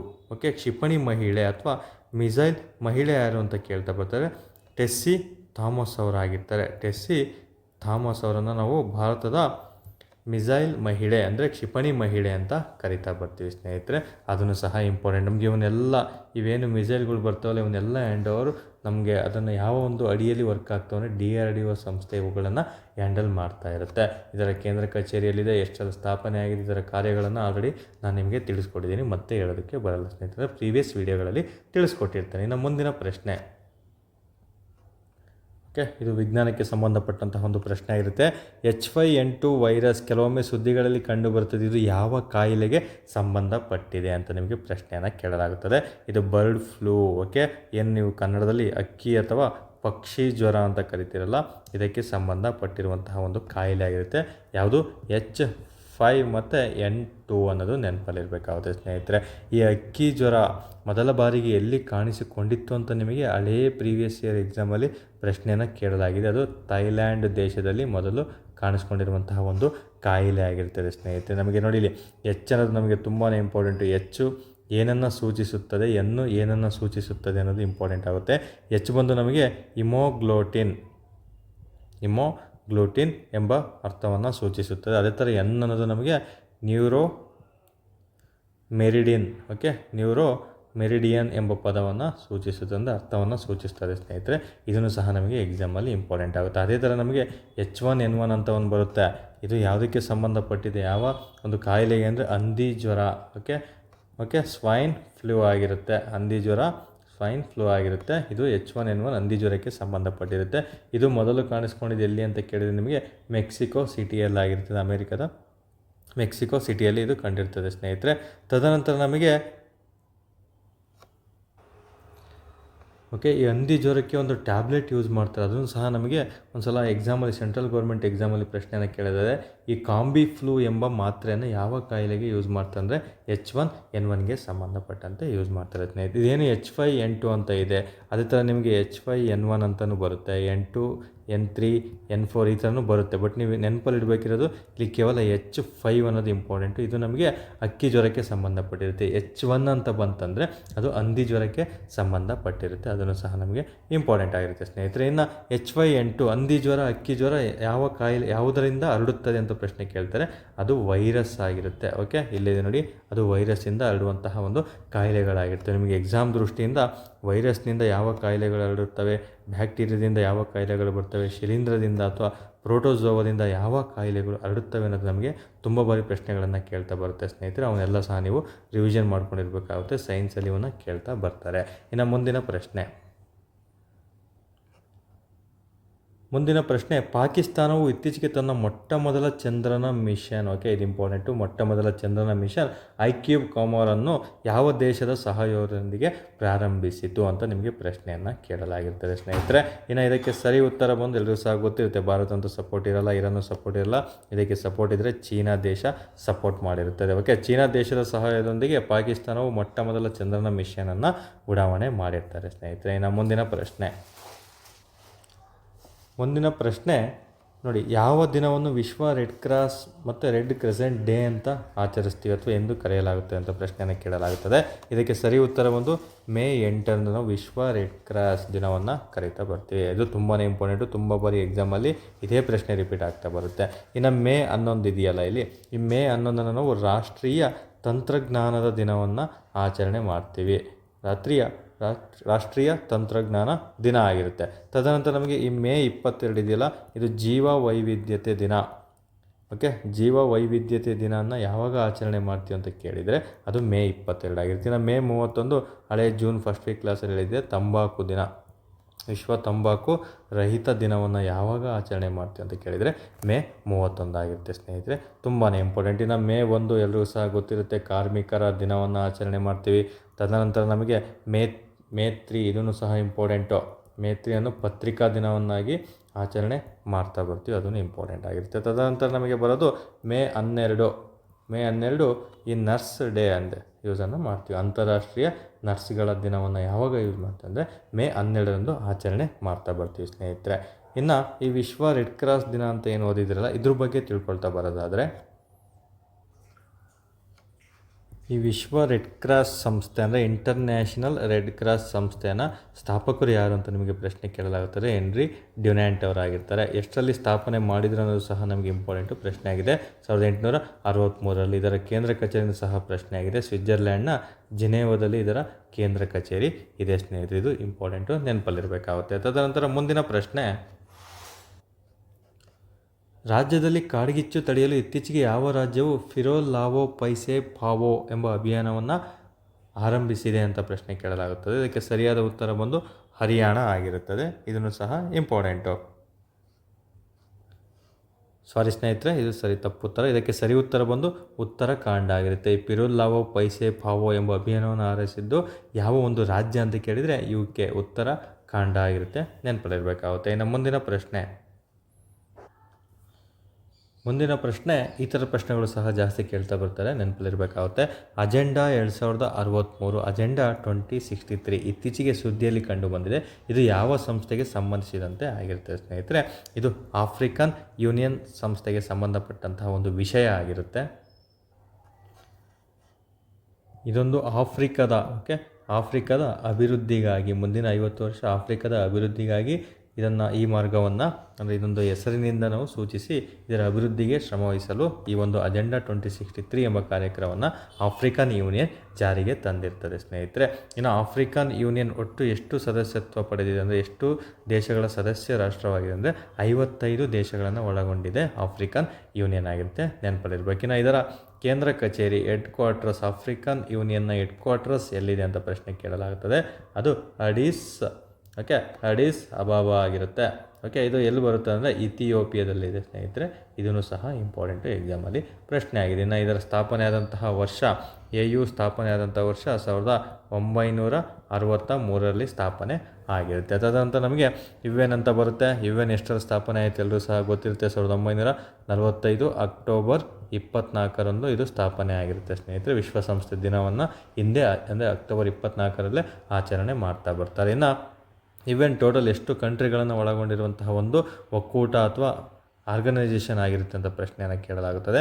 193 ದೇಶಗಳನ್ನು ಇದು ಒಳಗೊಂಡಿರುತ್ತದೆ. ಸ್ಟಾರ್ಟಿಂಗು ನಮಗೆ UN ಶುರುವಾದಾಗ ಎಷ್ಟು ಸದಸ್ಯತ್ವ ಒಳಗೊಂಡಿತ್ತು ಅಂತ ಪ್ರಶ್ನೆಯೂ ಸಹ ಕೇಳ್ತಾ ಬರ್ತಾರೆ. 51 ದೇಶಗಳನ್ನು ಒಳಗೊಂಡಿತ್ತು ಸ್ನೇಹಿತರೆ, ಅದನ್ನು ಸಹ ಇಂಪಾರ್ಟೆಂಟು ನೆನಪಲ್ಲಿರಬೇಕಾಗುತ್ತೆ. ಇನ್ನು ಇಲ್ಲಿ ನಿಮಗೆ ಯಾವ ಥರ ಪ್ರಶ್ನೆ ಕೇಳ್ತಾರೆ, 193ರಲ್ಲಿ ಈ 193ನೇ ಸದಸ್ಯ ರಾಷ್ಟ್ರ ಯಾವುದು ಅಂತ ಪ್ರಶ್ನೆ ಕೇಳಲಾಗುತ್ತದೆ. ಆ ಸದಸ್ಯತ್ವ ಪಡೆದಂತಹ ರಾಷ್ಟ್ರ ದಕ್ಷಿಣ ಸುಡಾನ್ ಆಗಿರುತ್ತೆ. ದಕ್ಷಿಣ ಸುಡಾನ್ ಆಗಿರುತ್ತೆ, ನೆನಪಲ್ಲಿರಬೇಕಾಗುತ್ತೆ. ಇನ್ನು ನಮಗೆ ಇಲ್ಲಿ ಬರುವಂತಹ ಆಡಳಿತ ಭಾಷೆಗಳನ್ನು ನೆನಪಿಟ್ಕೋಬೇಕಾಗುತ್ತೆ. ಟೋಟಲ್ 6 ಆಡಳಿತ ಭಾಷೆಗಳಿದೆ. ಇನ್ನು ಪರ್ಮನೆಂಟ್ ಕಂಟ್ರೀಸ್ ಅಂತ ಬಂದಾಗ 5 ಇದೆ. ಹಂಗಾಮಿ ರಾಷ್ಟ್ರಗಳು ಅಂತ ಬಂದಾಗ ನಿಮಗೆ 10 ಇರುತ್ತದೆ ಸ್ನೇಹಿತರೆ, ಅದನ್ನು ಸಹ ನಮಗೆ ಇಂಪಾರ್ಟೆಂಟ್ ಆಗುತ್ತೆ. ಇನ್ನು ವಿಶ್ವಸಂಸ್ಥೆ ಅಂತ ಬಂದಾಗ 2 GK ಪ್ರಶ್ನೆಗಳು ಯಾವಾಗಲೂ ಕೇಳ್ತಾ ಬರ್ತಾರೆ. ಈ ವಿಶ್ವಸಂಸ್ಥೆಯ ಏಷ್ಯಾದ ಪ್ರಥಮ ಕಾರ್ಯದರ್ಶಿ ಯಾರು ಅಂತ ಕೇಳ್ತಾನೆ. You Thant ಅವರಾಗಿರ್ತಾರೆ. ಯಾರು? You Thant. ಇವರು ಬರ್ಮಾ ದೇಶಕ್ಕೆ ಸಂಬಂಧಪಟ್ಟಂತಹ ಕಾರ್ಯದರ್ಶಿ ಆಗಿರ್ತಾರೆ, ನೆನಪಿರಬೇಕಾಗುತ್ತೆ. ಇನ್ನು ವಿಶ್ವಸಂಸ್ಥೆಯ ಪ್ರಥಮ ಕಾರ್ಯದರ್ಶಿ ಯಾರು ಅಂತ ಕೇಳ್ತಾರೆ. ಅದಕ್ಕೆ ಟ್ರಿಗ್ವಿಲಿ ಅಂತ ಬರ್ತಾರೆ. ಟ್ರಿಗ್ವಿಲಿ ಅಂದರೆ ವಿಶ್ವಸಂಸ್ಥೆಯ ಪ್ರಥಮ ಕಾರ್ಯದರ್ಶಿ ಆಗಿರ್ತಾರೆ. ಏಷ್ಯಾದ ಪ್ರಥಮ ಕಾರ್ಯದರ್ಶಿ ಅಂತ ಕೇಳಿದರೆ ಯು ಥಾಂಟ್ ಅವರಾಗಿರ್ತಾರೆ, ನೆನಪಲ್ಲಿರಬೇಕು. ಎರಡೂ ಪ್ರಶ್ನೆಗಳಾಗಿದೆ, ಕನ್ಫ್ಯೂಷನ್ ಆಗ್ಬೋದು. ಹಾಗಾದರೆ ನಿಮಗೆ ಒಂದು ಟಾಸ್ಕ್, ಪ್ರಸ್ತುತ ವಿಶ್ವಸಂಸ್ಥೆಯ ಕಾರ್ಯದರ್ಶಿಯಾಗಿ ಯಾರು ಕಾರ್ಯನಿರ್ವಹಿಸ್ತಿದ್ದಾರೆ, ಅವರು ಯಾವ ದೇಶಕ್ಕೆ ಸಂಬಂಧಪಟ್ಟವರು ಅಂತ ಸಹ ನೀವು ಓದ್ಕೋಬೇಕಾಗುತ್ತೆ. ಇನ್ನು UN ಸಂಸ್ಥೆಗೆ ನೊಬೆಲ್ ಪ್ರಶಸ್ತಿ ದೊರಕಿದ ವರ್ಷ 2001 ಆಗಿರುತ್ತೆ, ನೆನಪಲ್ಲಿರಬೇಕಾಗುತ್ತೆ. ಇನ್ನು ಮುಂದಿನ ಪ್ರಶ್ನೆ ನೋಡ್ತಾ ಬರೋದಾದರೆ, ನಂತರ ನೀವು ಯುರೋಪ್ ಯೂನಿಯನ್ ಬಗ್ಗೆನೂ ಸ್ವಲ್ಪ ಓದ್ಕೋಬೇಕಾಗುತ್ತೆ, ವಿಶ್ವ ಬ್ಯಾಂಕ್ ಬಗ್ಗೆನೂ ಓದ್ಕೋಬೇಕಾಗುತ್ತೆ. ವಿಶ್ವ ಬ್ಯಾಂಕ್ನ ಕೇಂದ್ರ ಕಚೇರಿ ಎಲ್ಲಿದೆ ಅಂತ ಪ್ರಶ್ನೆ ಆಗುತ್ತೆ. ವಾಷಿಂಗ್ಟನ್ನ DC ಇದರ ಕೇಂದ್ರ ಕಚೇರಿ ಇರ್ತದೆ ಸ್ನೇಹಿತರೆ. ತದನಂತರ ನಂತರ ಈ ಯುರೋಪ್ ಯೂನಿಯನ್ನ ಕೇಂದ್ರ ಕಚೇರಿ ಬೆಲ್ಜಿಯಂನ ಬ್ರುಸೆಲ್ಸ್ನಲ್ಲಿದೆ, ಇದನ್ನು ಸಹ ಕೇಳಲಾಗುತ್ತದೆ, ಇಂಪಾರ್ಟೆಂಟ್ ಆಗುತ್ತೆ. ಹಾಗಾದರೆ ಯುರೋಪ್ ಯೂನಿಯನ್ನಲ್ಲಿ ಪ್ರಸ್ತುತ ಎಷ್ಟು ಸದಸ್ಯತ್ವ ರಾಷ್ಟ್ರಗಳಿದೆ, ಕೊನೆಯ ರಾಷ್ಟ್ರ ಅಂದರೆ ಇತ್ತೀಚೆಗೆ ಆಯ್ಕೆಯಾದಂತಹ ರಾಷ್ಟ್ರ ಯಾವುದು ಅನ್ನೋದು ಸಹ ನೀವು ತಿಳ್ಕೊಂಡಿರಬೇಕಾಗುತ್ತೆ ಸ್ನೇಹಿತರೆ. ನಮ್ಮ ಮುಂದಿನ ಒಂದು ಪ್ರಶ್ನೆ ನೋಡ್ತಾ ಬರೋದಾದರೆ, ಇತ್ತೀಚೆಗೆ ಕೃಷಿ ಮತ್ತು ರೈತರ ಕಲ್ಯಾಣ ಸಚಿವಾಲಯ ಯಾವ ಸ್ಥಳದಲ್ಲಿ ಕೃಷಿ ಇಂಟಿಗ್ರೇಟೆಡ್ ಕಮಾಂಡ್ ಮತ್ತು ಕಂಟ್ರೋಲ್ ಸೆಂಟರನ್ನು ಉದ್ಘಾಟಿಸಿದೆ? ನೋಡಿ, ಇದರ ಫುಲ್ ಫಾರ್ಮ್ ನೀವು ಇಂಗ್ಲೀಷಲ್ಲಿ ಬರೆದಿಟ್ಕೋಬೇಕಾಗುತ್ತೆ, ಇದು ಇಂಪಾರ್ಟೆಂಟ್ ಆಗಿರುತ್ತೆ. ಇದಕ್ಕೆ ಸರಿ ಉತ್ತರ ಬಂದು ನವದೆಹಲಿ ಆಗಿರುತ್ತೆ, ಇಂಪಾರ್ಟೆಂಟು, ನೆನಪಲ್ಲಿರಬೇಕಾಗುತ್ತೆ ಸ್ನೇಹಿತರೆ. ನಮ್ಮ ಮುಂದಿನ ಪ್ರಶ್ನೆ, ಇತ್ತೀಚೆಗೆ ಯಾವ ಸಂಸ್ಥೆಯು ಮಹಿಳೆಯರ ಮೇಲಿನ ದೌರ್ಜನ್ಯವನ್ನು ಎದುರಿಸಲು ಮೊದಲ ಕಾನೂನನ್ನು ಅಳವಡಿಸಿಕೊಂಡಿದೆ ಅಂತ ಪ್ರಶ್ನೆ ಆಗಿದೆ. ಇದಕ್ಕೆ ಸರಿ ಉತ್ತರ ಬಂದು ಯುರೋಪ್ ಯೂನಿಯನ್. ನೋಡಿ, ಈ ಥರ ಯಾಕಂದರೆ ಇವು ಜಾಗತಿಕ ಅಂದರೆ ನಮಗೆ ವಿಶ್ವದಾದ್ಯಂತ ಪ್ರಸಿದ್ಧವಾಗಿರುವಂತಹ ಪ್ರಮುಖ ಸಂಸ್ಥೆಗಳಾಗಿರ್ತವೆ. ಇವು ಏನೇ ಒಂದು ಹೊಸ ಕಾರ್ಯ ಚಟುವಟಿಕೆಗಳಲ್ಲಿ ತೊಡಗಿದರೆ ಅದು ನಮಗೆ ತುಂಬಾ ಇಂಪಾರ್ಟೆಂಟ್ ಆಗಿರುತ್ತೆ. ಎಕ್ಸಾಮ್ ದೃಷ್ಟಿಯಿಂದ ಅವುಗಳ ಮೇಲೆ ಪ್ರಶ್ನೆಗಳನ್ನು ಕೇಳ್ತಾ ಬರ್ತಾರೆ ಸ್ನೇಹಿತರೆ. ಇದಕ್ಕೆ ಸರಿ ಉತ್ತರ ಯುರೋಪ್ ಯೂನಿಯನ್ ಆಗಿರುತ್ತೆ. ಇದ್ರ ಬಗ್ಗೆ ಓದ್ಕೊಳ್ಳಿ, ಎಷ್ಟು ಕಂಟ್ರೀಸ್ ಇದೆ, ಎಷ್ಟರ ಸ್ಥಾಪನೆ ಆಯಿತು ಅಂತ ಇದ್ರ ಬಗ್ಗೆ ಎಕ್ಸ್ಪ್ಲೇನ್ ಮಾಡಿದೆ, ಇದರ ಬಗ್ಗೆಯೂ ಸಹ ಎಕ್ಸ್ಪ್ಲೇನ್ ಮಾಡಿ ಸ್ನೇಹಿತರೆ. ಇಲ್ಲಿ ASEAN ಅಂತ ನೋಡಿ, ಇದು 1967ರಲ್ಲಿ ಸ್ಥಾಪನೆ ಆಗುತ್ತೆ. ಇದರ ಕೇಂದ್ರ ಕಚೇರಿ ಎಲ್ಲಿದೆ ಅಂತ ನಮಗೆ ತುಂಬ ಬಾರಿ ಪ್ರಶ್ನೆ ಕೇಳಿದ್ದಾನೆ. ಜಕಾರ್ತಾ, ಇಂಡೋನೇಷ್ಯಾದ ಜಕಾರ್ತದಲ್ಲಿ ಇದು ಇದೆ, ನೆನಪಿಟ್ಕೋಬೇಕಾಗುತ್ತೆ. ಇನ್ನು ASEANನಲ್ಲಿ ಪ್ರಸ್ತುತ ಎಷ್ಟು ಕಂಟ್ರಿಗಳನ್ನು ಒಳಗೊಂಡಿದೆ, ಆ ಕಂಟ್ರಿಗಳು ಯಾವುವು ಅಂತ ಪ್ರಶ್ನೆ ಕೇಳ್ತಾರೆ. ಈ ಕೆಳಗಿನವುಗಳಲ್ಲಿ ಯಾವುದು ASEAN ಆರ್ಗನೈಸೇಷನ್ನ ಕಂಟ್ರಿ ಅಲ್ಲ ಅಂತ ಪ್ರಶ್ನೆಗಳನ್ನು ಕೇಳ್ತಾ ಬರ್ತಾರೆ. ಆ ಥರನೂ ಸಹ ನೀವು ಓದ್ಕೊಂಡಿರಬೇಕಾಗುತ್ತೆ. ಇನ್ನು ಮುಂದಿನ ಪ್ರಶ್ನೆ, ನಂತರ ನೀವು ಎಕ್ಸಾಮಲ್ಲಿ ಜಾಸ್ತಿ ನಮಗೆ G7 ಆಗಿರ್ಬೋದು, G20 ಆಗಿರ್ಬೋದು, ನಂತರ ನಿಮಗೆ ಒಪ್ಯಾಕ್ ಅಂತ ಬರುತ್ತೆ, ಇದಾಗಿರ್ಬೋದು, ನ್ಯಾಟೋ ಅಂತ ಆಗಿರ್ಬೋದು. ಇವು ತುಂಬಾ ಇಂಪಾರ್ಟೆಂಟ್ ಆಗಿರ್ತವೆ ಸ್ನೇಹಿತರೆ. ಎಕ್ಸಾಮ್ ದೃಷ್ಟಿಯಿಂದ ನಿಮಗೆ ಬಿಮ್ಸ್ಟಿಕ್ ಮತ್ತು ಬ್ರಿಕ್ಸ್ ಇವುಗಳ ಕಂಟ್ರಿಗಳು ಯಾವುದು ಅಲ್ಲ ಅಂತ ನಿಮಗೆ ಎಕ್ಸಾಮಲ್ಲಿ ಪ್ರಶ್ನೆಯನ್ನು ಕೇಳಲಾಗುತ್ತದೆ. ಮಿನಿಮಮ್ 1-2 ಅಂಕಗಳು ಇಂಟರ್ನ್ಯಾಷನಲ್ ಆರ್ಗನೈಜೇಷನ್ ಬಗ್ಗೆ ಕೇಳ್ತಾನೆ. ಸೊ ನೀವೆಲ್ಲರೂ ಸಹ ತಯಾರಿ ನಡೆಸಿರಲೇಬೇಕಾಗುತ್ತೆ. ಇನ್ನು ಮುಂದಿನ ಪ್ರಶ್ನೆ, ಯಾವ ದೇಶವು ಇತ್ತೀಚೆಗೆ 30ನೇ ಸುಲ್ತಾನ್ ಆಜ್ಲಾನ್ ಶಾ ಟ್ರೋಫಿಯನ್ನು ಗೆದ್ದಿದೆ ಅಂತ ಪ್ರಶ್ನೆ ಕೇಳಿದ್ದಾರೆ. ಅದಕ್ಕೂ ಮುಂಚೆ ನಮಗೆ ಈ ಸುಲ್ತಾನ್ ಆಜ್ಲಾನ್ ಶಾ ಟ್ರೋಫಿ ಯಾವ ಕ್ರೀಡೆಗೆ ಸಂಬಂಧಪಟ್ಟಿದೆ ಅಂತ ಪ್ರಶ್ನೆಯನ್ನು ಕೇಳಲಾಗುತ್ತೆ ಸ್ನೇಹಿತರೆ. ಇದೊಂದು ಹಾಕಿ ಕ್ರೀಡೆಗೆ ಸಂಬಂಧಪಟ್ಟಂತಹ ಒಂದು ಟ್ರೋಫಿ ಆಗಿರುತ್ತೆ. ಇದಾಗಿರ್ಬೋದು. ಮತ್ತು ಮೇಯ್ನ್ ಎಕ್ಸಾಮಲ್ಲಿ ಜಾಸ್ತಿ ಬಾರಿ ಪ್ರಶ್ನೆ ಕೇಳಿರೋದು ಆಗಾ ಖಾನ್ ಕಪ್ ಯಾವ ಕ್ರೀಡೆಗೆ ಸಂಬಂಧಪಟ್ಟಿದೆ ಅಂತ, ಹಾಕಿಗೆ ಸಂಬಂಧಪಟ್ಟಂತಹ ಒಂದು ಕ್ರೀಡೆ ಆಗಿರುತ್ತೆ. ತದನಂತರ ನಮಗೆ ಇನ್ನೊಂದು ನೆಹರು ಟ್ರೋಫಿ ಅಂತ ಬರುತ್ತೆ. ಇದನ್ನು ಸಹ ಅಷ್ಟೇ ಹಾಕಿ ಕ್ರೀಡೆಗೆ ಸಂಬಂಧಪಟ್ಟಂತಹ ಒಂದು ಟ್ರೋಫಿ ಆಗಿರುತ್ತೆ. ತದನಂತರ ವೆಲ್ಲಿಂಗ್ಟನ್ ಇವೆಲ್ಲ ಟ್ರೋಫಿಗಳು ಹಾಕಿ ಕ್ರೀಡೆಗೆ ಸಂಬಂಧಪಟ್ಟಿರುತ್ತೆ ಸ್ನೇಹಿತರೆ. ಹಾಗಾದರೆ ಈ ಪ್ರಶಸ್ತಿ ಅಂದರೆ ಇತ್ತೀಚೆಗೆ ಈ ಟ್ರೋಫಿಯನ್ನು ಗೆದ್ದಂತಹ ದೇಶ ಅಂತ ಕೇಳಿದರೆ ಜಪಾನ್ ದೇಶ ಇದನ್ನು ಗೆದ್ದಿರುತ್ತೆ. ಇಂಪಾರ್ಟೆಂಟ್ ಆಗಿರುತ್ತೆ ಸ್ನೇಹಿತರೆ. ತದನಂತರ ನಮಗೆ ಇದೇ ಥರ ನೀವು ಬ್ಯಾಡ್ಮಿಂಟನ್ ಆಗಿರ್ಬೋದು, ಫುಟ್ಬಾಲ್ ಆಗಿರ್ಬೋದು, ತದನಂತರ ನಿಮಗೆ ಪೋಲೋ ಆಗಿರ್ಬೋದು, ಬ್ಯಾಸ್ಕೆಟ್ಬಾಲ್ ಆಗಿರ್ಬೋದು, ಕ್ರಿಕೆಟ್ ಆಗಿರ್ಬೋದು, ಅವುಗಳಿಗಿರುವಂತಹ ಪ್ರಮುಖ ಟ್ರೋಫಿಗಳ ಬಗ್ಗೆ ಮಾಹಿತಿಯನ್ನು ತಿಳ್ಕೊಂಡಿರಿ. ಎಕ್ಸಾಮಲ್ಲಿ ಪ್ರಶ್ನೆ ಕೇಳ್ತಾರೆ. ಅಂದರೆ KSಗೇನು ಓದೋಂಥ ಅವಶ್ಯಕತೆ ಇಲ್ಲ. ಜಸ್ಟು PSI ಮತ್ತು PC ಮತ್ತು ವಿಲೇಜ್ ಅಕೌಂಟೆಂಟ್ ಬ್ಯಾಚಿಗೆ ಓದ್ತಿರುವಂತಹ ಅಭ್ಯರ್ಥಿಗಳು ಕಂಪಲ್ಸರಿ ಇವುಗಳನ್ನು ಫಾಲೋ ಅಪ್ ಮಾಡ್ತಾ ಬರಬೇಕಾಗುತ್ತೆ. ಇನ್ನು ಮುಂದಿನ ಪ್ರಶ್ನೆ, ಇತ್ತೀಚೆಗೆ ಸುದ್ದಿಯಲ್ಲಿ ಕಂಡುಬರುವಂತಹ ಪೆಂಚ್ ಟೈಗರ್ ರಿಸರ್ವ್ ಯಾವ ರಾಜ್ಯದಲ್ಲಿದೆ ಅಂತ ಪ್ರಶ್ನೆಯನ್ನು ಕೇಳಲಾಗುತ್ತದೆ. ಇದಕ್ಕೆ ಸರಿ ಉತ್ತರ ಬಂದು ಮಹಾರಾಷ್ಟ್ರ ಆಗಿರುತ್ತೆ ಸ್ನೇಹಿತರೆ. ಸ್ವಲ್ಪ ಜನಕ್ಕೆ ಇಲ್ಲಿ ಸ್ವಲ್ಪ ಕನ್ಫ್ಯೂಷನ್ ಸಹ ಆಗುತ್ತೆ. ಪೆಂಚ್ ಅಂತ ಬಂದಾಗ ಇದು ತುಂಬ ದೊಡ್ಡ ಒಂದು ಟೈಗರ್ ರಿಸರ್ವ್ ಆಗಿರೋದ್ರಿಂದ ಇದು ನಮಗೆ ಈ ಮಧ್ಯಪ್ರದೇಶ ಸಾತ್ಪುರ ಬೆಟ್ಟಗಳು ಅಂದರೆ ಸಾತ್ಪುರ ಶ್ರೇಣಿಗಳು ಅಂತ ಬರ್ತಾವಲ್ಲ ಇಲ್ಲಿ ಈ ಸಾತ್ಪುರ ಶ್ರೇಣಿಯಲ್ಲೂ ಸಹ ಇದು ಕಂಡುಬರ್ತದೆ. ತದನಂತರ ನಮಗೆ ಹಾಗೆ ಮುಂದುವರಿತಾ ಇದೇನು ನಮಗೆ ಮಹಾರಾಷ್ಟ್ರದಲ್ಲಿ ನಾಗ್ಪುರ ಅಂತ ಇದೆಯಲ್ಲ ಅಲ್ಲಿ ಬಂದು ತಲುಪುತ್ತೆ ಸ್ನೇಹಿತರೆ. ಇವೆರಡೂ ಸಹ ರಿಸರ್ವ್ ಪಾರ್ಕ್ ಇರುತ್ತೆ. ಹಾಗಾಗಿ ಇದು ನಮಗೆ ಫ್ರೆಂಚ್ ಒಂದು ಮಧ್ಯಪ್ರದೇಶ ಮತ್ತು ಮಹಾರಾಷ್ಟ್ರ ಎರಡರಲ್ಲೂ ಸಹ ನೆಲೆಸಿರೋದ್ರಿಂದ ಸದ್ಯಕ್ಕೆ ಇದು ಆಪ್ಷನ್ ಮಧ್ಯಪ್ರದೇಶ ಇರೋದ್ರಿಂದ ಮಹಾರಾಷ್ಟ್ರ ನೀವು ಚೂಸ್ ಮಾಡಬೇಕಾಗುತ್ತೆ. ಇನ್ನು ಮುಂದಿನ ಪ್ರಶ್ನೆ, ವಿಶ್ವ ವಲಸೆ ಅಕ್ಕಿ ದಿನ 2024 ಘೋಷವಾಕ್ಯ ಥೀಮ್ ಏನು ಅಂತ ಪ್ರಶ್ನೆ ಕೇಳಲಾಗಿದೆ. ಇದಕ್ಕೆ ಸರಿ ಉತ್ತರ ಬಂದು ಇನ್ಸೆಕ್ಟ್ಸ್ ಆಗಿರುತ್ತೆ. ನೆನಪಲ್ಲಿರಬೇಕಾಗುತ್ತೆ, ಇನ್ಸೆಕ್ಟ್ಸ್ ಆಗಿರುತ್ತೆ ಸ್ನೇಹಿತರೆ. ಇನ್ನು ಮುಂದಿನ ಪ್ರಶ್ನೆ, ಇತ್ತೀಚೆಗೆ ಏಷ್ಯಾ ಟ್ರ್ಯಾಂಪೋಲೈನ್ ಜಿಮ್ನಾಸ್ಟಿಕ್ ಚಾಂಪಿಯನ್ಶಿಪ್ನಲ್ಲಿ ಬೆಳ್ಳಿ ಪದಕ ಪಡೆದಂತಹ ಭಾರತೀಯ ಯಾರು ಅಂತ ಕೇಳಿದರೆ ಸೃಷ್ಟಿ ಖಂಡಗಾಲೆ ಅವರಾಗಿರ್ತಾರೆ. ಇದನ್ನು ಸಹ ನಮಗೆ ಇಂಪಾರ್ಟೆಂಟ್ ಆಗುತ್ತೆ ಎಕ್ಸಾಮ್ ದೃಷ್ಟಿಯಿಂದ ನೆನಪಲ್ಲಿರಬೇಕಾಗುತ್ತೆ. ಇನ್ನು ಮುಂದಿನ ಪ್ರಶ್ನೆ, ಇತ್ತೀಚೆಗೆ UN ಅಂದರೆ ವಿಶ್ವಸಂಸ್ಥೆ ಯಾವ ದಿನವನ್ನು ವಿಶ್ವ ಫುಟ್ಬಾಲ್ ದಿನ ಎಂದು ಘೋಷಿಸಿದೆ ಅಂತ ಪ್ರಶ್ನೆಯಾಗಿದೆ. ಇದನ್ನು ಸಹ ಎಕ್ಸಾಮಲ್ಲಿ 100% ಪ್ರಶ್ನೆಯನ್ನು ಕೇಳಲಾಗುತ್ತೆ ಸ್ನೇಹಿತರೆ. ಇದಕ್ಕೆ ಸರಿ ಉತ್ತರ ಬಂದು 25 ಮೇ ಆಗಿರುತ್ತೆ. 25 ಮೇನ ನಾವು ವಿಶ್ವ ಫುಟ್ಬಾಲ್ ದಿನವನ್ನು ಆಚರಣೆ ಮಾಡ್ತಾ ಬರ್ತೀವಿ. ಇನ್ನು ನಮಗೆ ಈ ಫುಟ್ಬಾಲ್ ಅಂತ ಬಂದಾಗ ಬೇರೆ ಯಾವುದೆಲ್ಲ ಅಂಶಗಳನ್ನು ನೀವು ತಿಳ್ಕೊಂಡಿರಬೇಕು ಅಂದರೆ 11 ಜನ ಇದರಲ್ಲಿ ಪ್ಲೇಯರ್ಸ್ ಇರ್ತವೆ. ಏನು ಕ್ರಿಕೆಟ್ ಆಗಿರ್ಬೋದು, ಹಾಕಿ ಆಗಿರ್ಬೋದು, ಫುಟ್ಬಾಲಲ್ಲಿ ಟೋಟಲ್ ನಮಗೆ 11 ಜನ ಪ್ಲೇಯರನ್ನು ಒಳಗೊಂಡಿರುವಂತಹ ಒಂದು ಕ್ರೀಡೆ ಆಗಿರುತ್ತೆ. ಇನ್ನು ಫುಟ್ಬಾಲ್ ನಮಗೆ ಟ್ರೋಫಿಗಳು ಯಾವೆಲ್ಲ ಇಂಪಾರ್ಟೆಂಟು ಫುಟ್ಬಾಲ್ ಟ್ರೋಫೀಸ್ ಅಂತ ಬಂದಾಗ ಎಕ್ಸಾಮ್ ದೃಷ್ಟಿಯಿಂದ ನಮಗೆ ತುಂಬ ಬಾರಿ ಪ್ರಶ್ನೆ ಕೇಳಿರೋದು ಸಂತೋಷ್. ಮೊದಲನೇದು ಡ್ಯುರ್ಯಾಂಡ್ ಬರ್ಕೊಳ್ಳಿ. ಡ್ಯುರ್ಯಾಂಡ್ ಟ್ರೋಫಿ ಯಾವ ಕ್ರೀಡೆಗೆ ಸಂಬಂಧಪಟ್ಟಿದೆ, ಮತ್ತು ಸಂತೋಷ್ ಟ್ರೋಫಿ ಆಗಿರ್ಬೋದು. ನೆಕ್ಸ್ಟು ಆಗಾ ಖಾನ್ ಗೋಲ್ಡ್ ಅಂತ ಬರುತ್ತೆ. ಆಗಾ ಖಾನ್ ಹಾಕಿಗೆ ಸಂಬಂಧಪಟ್ಟಿದ್ದು, ಬಟ್ ಆಗಾ ಖಾನ್ ಗೋಲ್ಡ್ ಅಂತ ಬಂದರೆ ಫುಟ್ಬಾಲ್ಗೆ ಸಂಬಂಧಪಟ್ಟಂತಹ ಒಂದು ಟ್ರೋಫಿ ಆಗಿರುತ್ತೆ ಸ್ನೇಹಿತರೆ. ಇನ್ನೊಂದು ಕಳಿಂಗ ಟ್ರೋಫಿ ಅಂತ ಬರುತ್ತೆ. ಇದನ್ನು ಸಹ ಫುಟ್ಬಾಲ್ಗೆ ಸಂಬಂಧಪಟ್ಟಿದ್ದು. ನಂತರ BC ರಾಯ್ ಟ್ರೋಫಿ ಅಂತ ಬರುತ್ತೆ. ಇದನ್ನು ಸಹ ಫುಟ್ಬಾಲ್ಗೆ ಸಂಬಂಧಪಟ್ಟಂತಹ ಒಂದು ಟ್ರೋಫಿಗಳಾಗಿರ್ತವೆ. ಇಷ್ಟು ಸಹ ನಮಗೆ ಎಕ್ಸಾಮ್ ದೃಷ್ಟಿಯಿಂದ ಇಂಪಾರ್ಟೆಂಟ್ ಆಗಿರುತ್ತೆ, ನೆನಪಲ್ಲಿರಬೇಕಾಗುತ್ತೆ. ಇನ್ನು ನಮ್ಮ ರಾಷ್ಟ್ರೀಯ ಜಾವಲಿನ್ ಡೇ ಅಂದರೆ ಜಾವಲಿನ್ ದಿನವನ್ನು ಯಾವಾಗ ಆಚರಣೆ ಮಾಡ್ತೀವಿ ಅಂತಲೂ ಸಹ ಎಕ್ಸಾಮಲ್ಲಿ ಪ್ರಶ್ನೆ ಆಗಿದೆ. ಆಗಸ್ಟ್ 7. ಯಾಕಂದರೆ ನಮಗೆ ನೀರಜ್ ಚೋಪ್ರಾ ಅವರು ಏನು ಪದಕನ ಗೆಲ್ತಾರಲ್ಲ, ಚಿನ್ನದ ಪದಕ, ಹಾಗಾಗಿ ನಮಗೆ ಈ ಒಂದು ಡೇ ಅವ್ರು ಗೆದ್ದಂತಹ ದಿನವನ್ನು ಆಗಸ್ಟ್ 7 ರಾಷ್ಟ್ರೀಯ ಜಾವಲಿನ್ ದಿನವನ್ನಾಗಿ ಆಚರಣೆ ಮಾಡ್ತೀವಿ ಸ್ನೇಹಿತರೆ, ನೆನಪಿರಬೇಕು. ಇತ್ತೀಚೆಗೆ ವಿಶ್ವ ಹೈಡ್ರೋಜನ್ ಶೃಂಗಸಭೆ ಮತ್ತು ಪ್ರದರ್ಶನ ಎಲ್ಲಿ ಜರುಗಿತು? ಓಕೆ, ವರ್ಲ್ಡ್ ಹೈಡ್ರೋಜನ್ ಸಮಿತಿ ಇತ್ತೀಚೆಗೆ ಎಲ್ಲಿ ಜರುಗಿತು ಅಂತ ಪ್ರಶ್ನೆ ಆಗಿದೆ. ಇದಕ್ಕೆ ಸರಿ ಉತ್ತರ ರೋಟರ್ ಡ್ಯಾಮ್ನ ನೆದರ್ಲ್ಯಾಂಡ್. ಅಂದರೆ ನೆದರ್ಲ್ಯಾಂಡ್ನಲ್ಲಿರುವಂತಹ ರೋಟರ್ ಡ್ಯಾಮ್ ಎಂಬ ಸ್ಥಳದಲ್ಲಿ ಈ ಒಂದು ಶೃಂಗಸಭೆ ಜರುಗುತ್ತದೆ ಸ್ನೇಹಿತರೆ. ಇದು ಇಂಪಾರ್ಟೆಂಟ್ ಆಗಿರುತ್ತೆ. ನಮ್ಮ ಮುಂದಿನ ಪ್ರಶ್ನೆ, ಇತ್ತೀಚೆಗೆ ಏಷ್ಯಾ ಮತ್ತು ಪೆಸಿಫಿಕ್ಕಿಗಾಗಿ ವಿಶ್ವ ಸಮಿತಿಯ ಸ್ಮರಣೆಯ 10ನೇ ಸಭೆ ಎಲ್ಲಿ ಜರುಗಿತು? ಏಷ್ಯಾ ಮತ್ತು ಪೆಸಿಫಿಕ್ ಸಮಿತಿ ನೆನಪಿರಬೇಕು. ಇದು ಜರುಗಿದ್ದು ಉಲಾನ್ ಬಾತರ್, ಮಂಗೋಲಿಯಾದ ಉಲಾನ್ ಬಾತರ್ನಲ್ಲಿ ಇದು ಜರುಗುತ್ತದೆ ಸ್ನೇಹಿತರೆ. ಇದನ್ನು ಸಹ ಒಂದು ಎಕ್ಸಾಮ್ ದೃಷ್ಟಿಯಿಂದ ಇಂಪಾರ್ಟೆಂಟ್ ಆಯಿತು. ಯಾಕಂದರೆ ಕೆಲವೊಂದು ಇಂಟರ್ನ್ಯಾಷನಲ್ ಸಮಿತಿಗಳು ನಡೆಸಿದಂತಹ ಸಭೆಗಳು ಎಕ್ಸಾಮಲ್ಲಿ ಜಾಸ್ತಿ ಪ್ರಶ್ನೆಗಳನ್ನು ಕೇಳಲಾಗುತ್ತದೆ, ಒಂದು ವರ್ಡಲ್ಲೇ ಕೇಳ್ತಾ ಬರ್ತಾರೆ. ಇನ್ನು ಮುಂದಿನ ಪ್ರಶ್ನೆ, ಇತ್ತೀಚೆಗೆ ಸುದ್ದಿಯಲ್ಲಿ ಕಾಣಿಸಿಕೊಂಡಿರುವಂತಹ ಮನಿಕಾ ಬಾತ್ರಾ ಅವರು ಯಾವ ಕ್ರೀಡೆಗೆ ಸಂಬಂಧಪಟ್ಟಿದ್ದಾರೆ ಅಂತ ಪ್ರಶ್ನೆ ಕೇಳಲಾಗುತ್ತದೆ. ಇದಕ್ಕೆ ಸರಿ ಉತ್ತರ ಟೇಬಲ್ ಟೆನ್ನಿಸ್ಗೆ ಸಂಬಂಧಪಟ್ಟಂತಹ ಒಂದು ಮಹಿಳೆ ಮನಿಕಾ ಬಾತ್ರಾ ಅವರಾಗಿರ್ತಾರೆ. ಇಂಪಾರ್ಟೆಂಟ್ ಯಾವುದು ಕ್ರೀಡೆ? ಟೇಬಲ್ ಟೆನ್ನಿಸ್ ಆಗಿರುತ್ತೆ ಸ್ನೇಹಿತರೆ. ಇನ್ನು ತದನಂತರ ನಮಗೆ ಬರೋದು,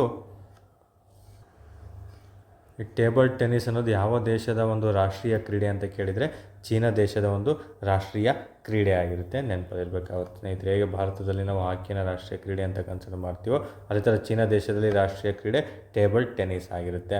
ಇನ್ನು ಅಮೆರಿಕ ದೇಶದ ರಾಷ್ಟ್ರೀಯ ಕ್ರೀಡೆ ಬೇಸ್ಬಾಲ್ ಆಗಿರುತ್ತೆ. ಇದನ್ನು ಸಹ ಎಕ್ಸಾಮಲ್ಲಿ ಪ್ರಶ್ನೆ ಆಗಿದೆ ಸ್ನೇಹಿತರೆ. ಇನ್ನು ನೆಕ್ಸ್ಟ್ ನಮಗೆ ಜಾಸ್ತಿ ಪ್ರಶ್ನೆ ಕೇಳೋದು ಜೂಡೋ ಯಾವ ದೇಶದ ಒಂದು ರಾಷ್ಟ್ರೀಯ ಕ್ರೀಡೆ ಅಂತ ಕೇಳಿದರೆ ಜಪಾನ್ ದೇಶದ ಒಂದು ರಾಷ್ಟ್ರೀಯ ಕ್ರೀಡೆ ಆಗಿರುತ್ತೆ.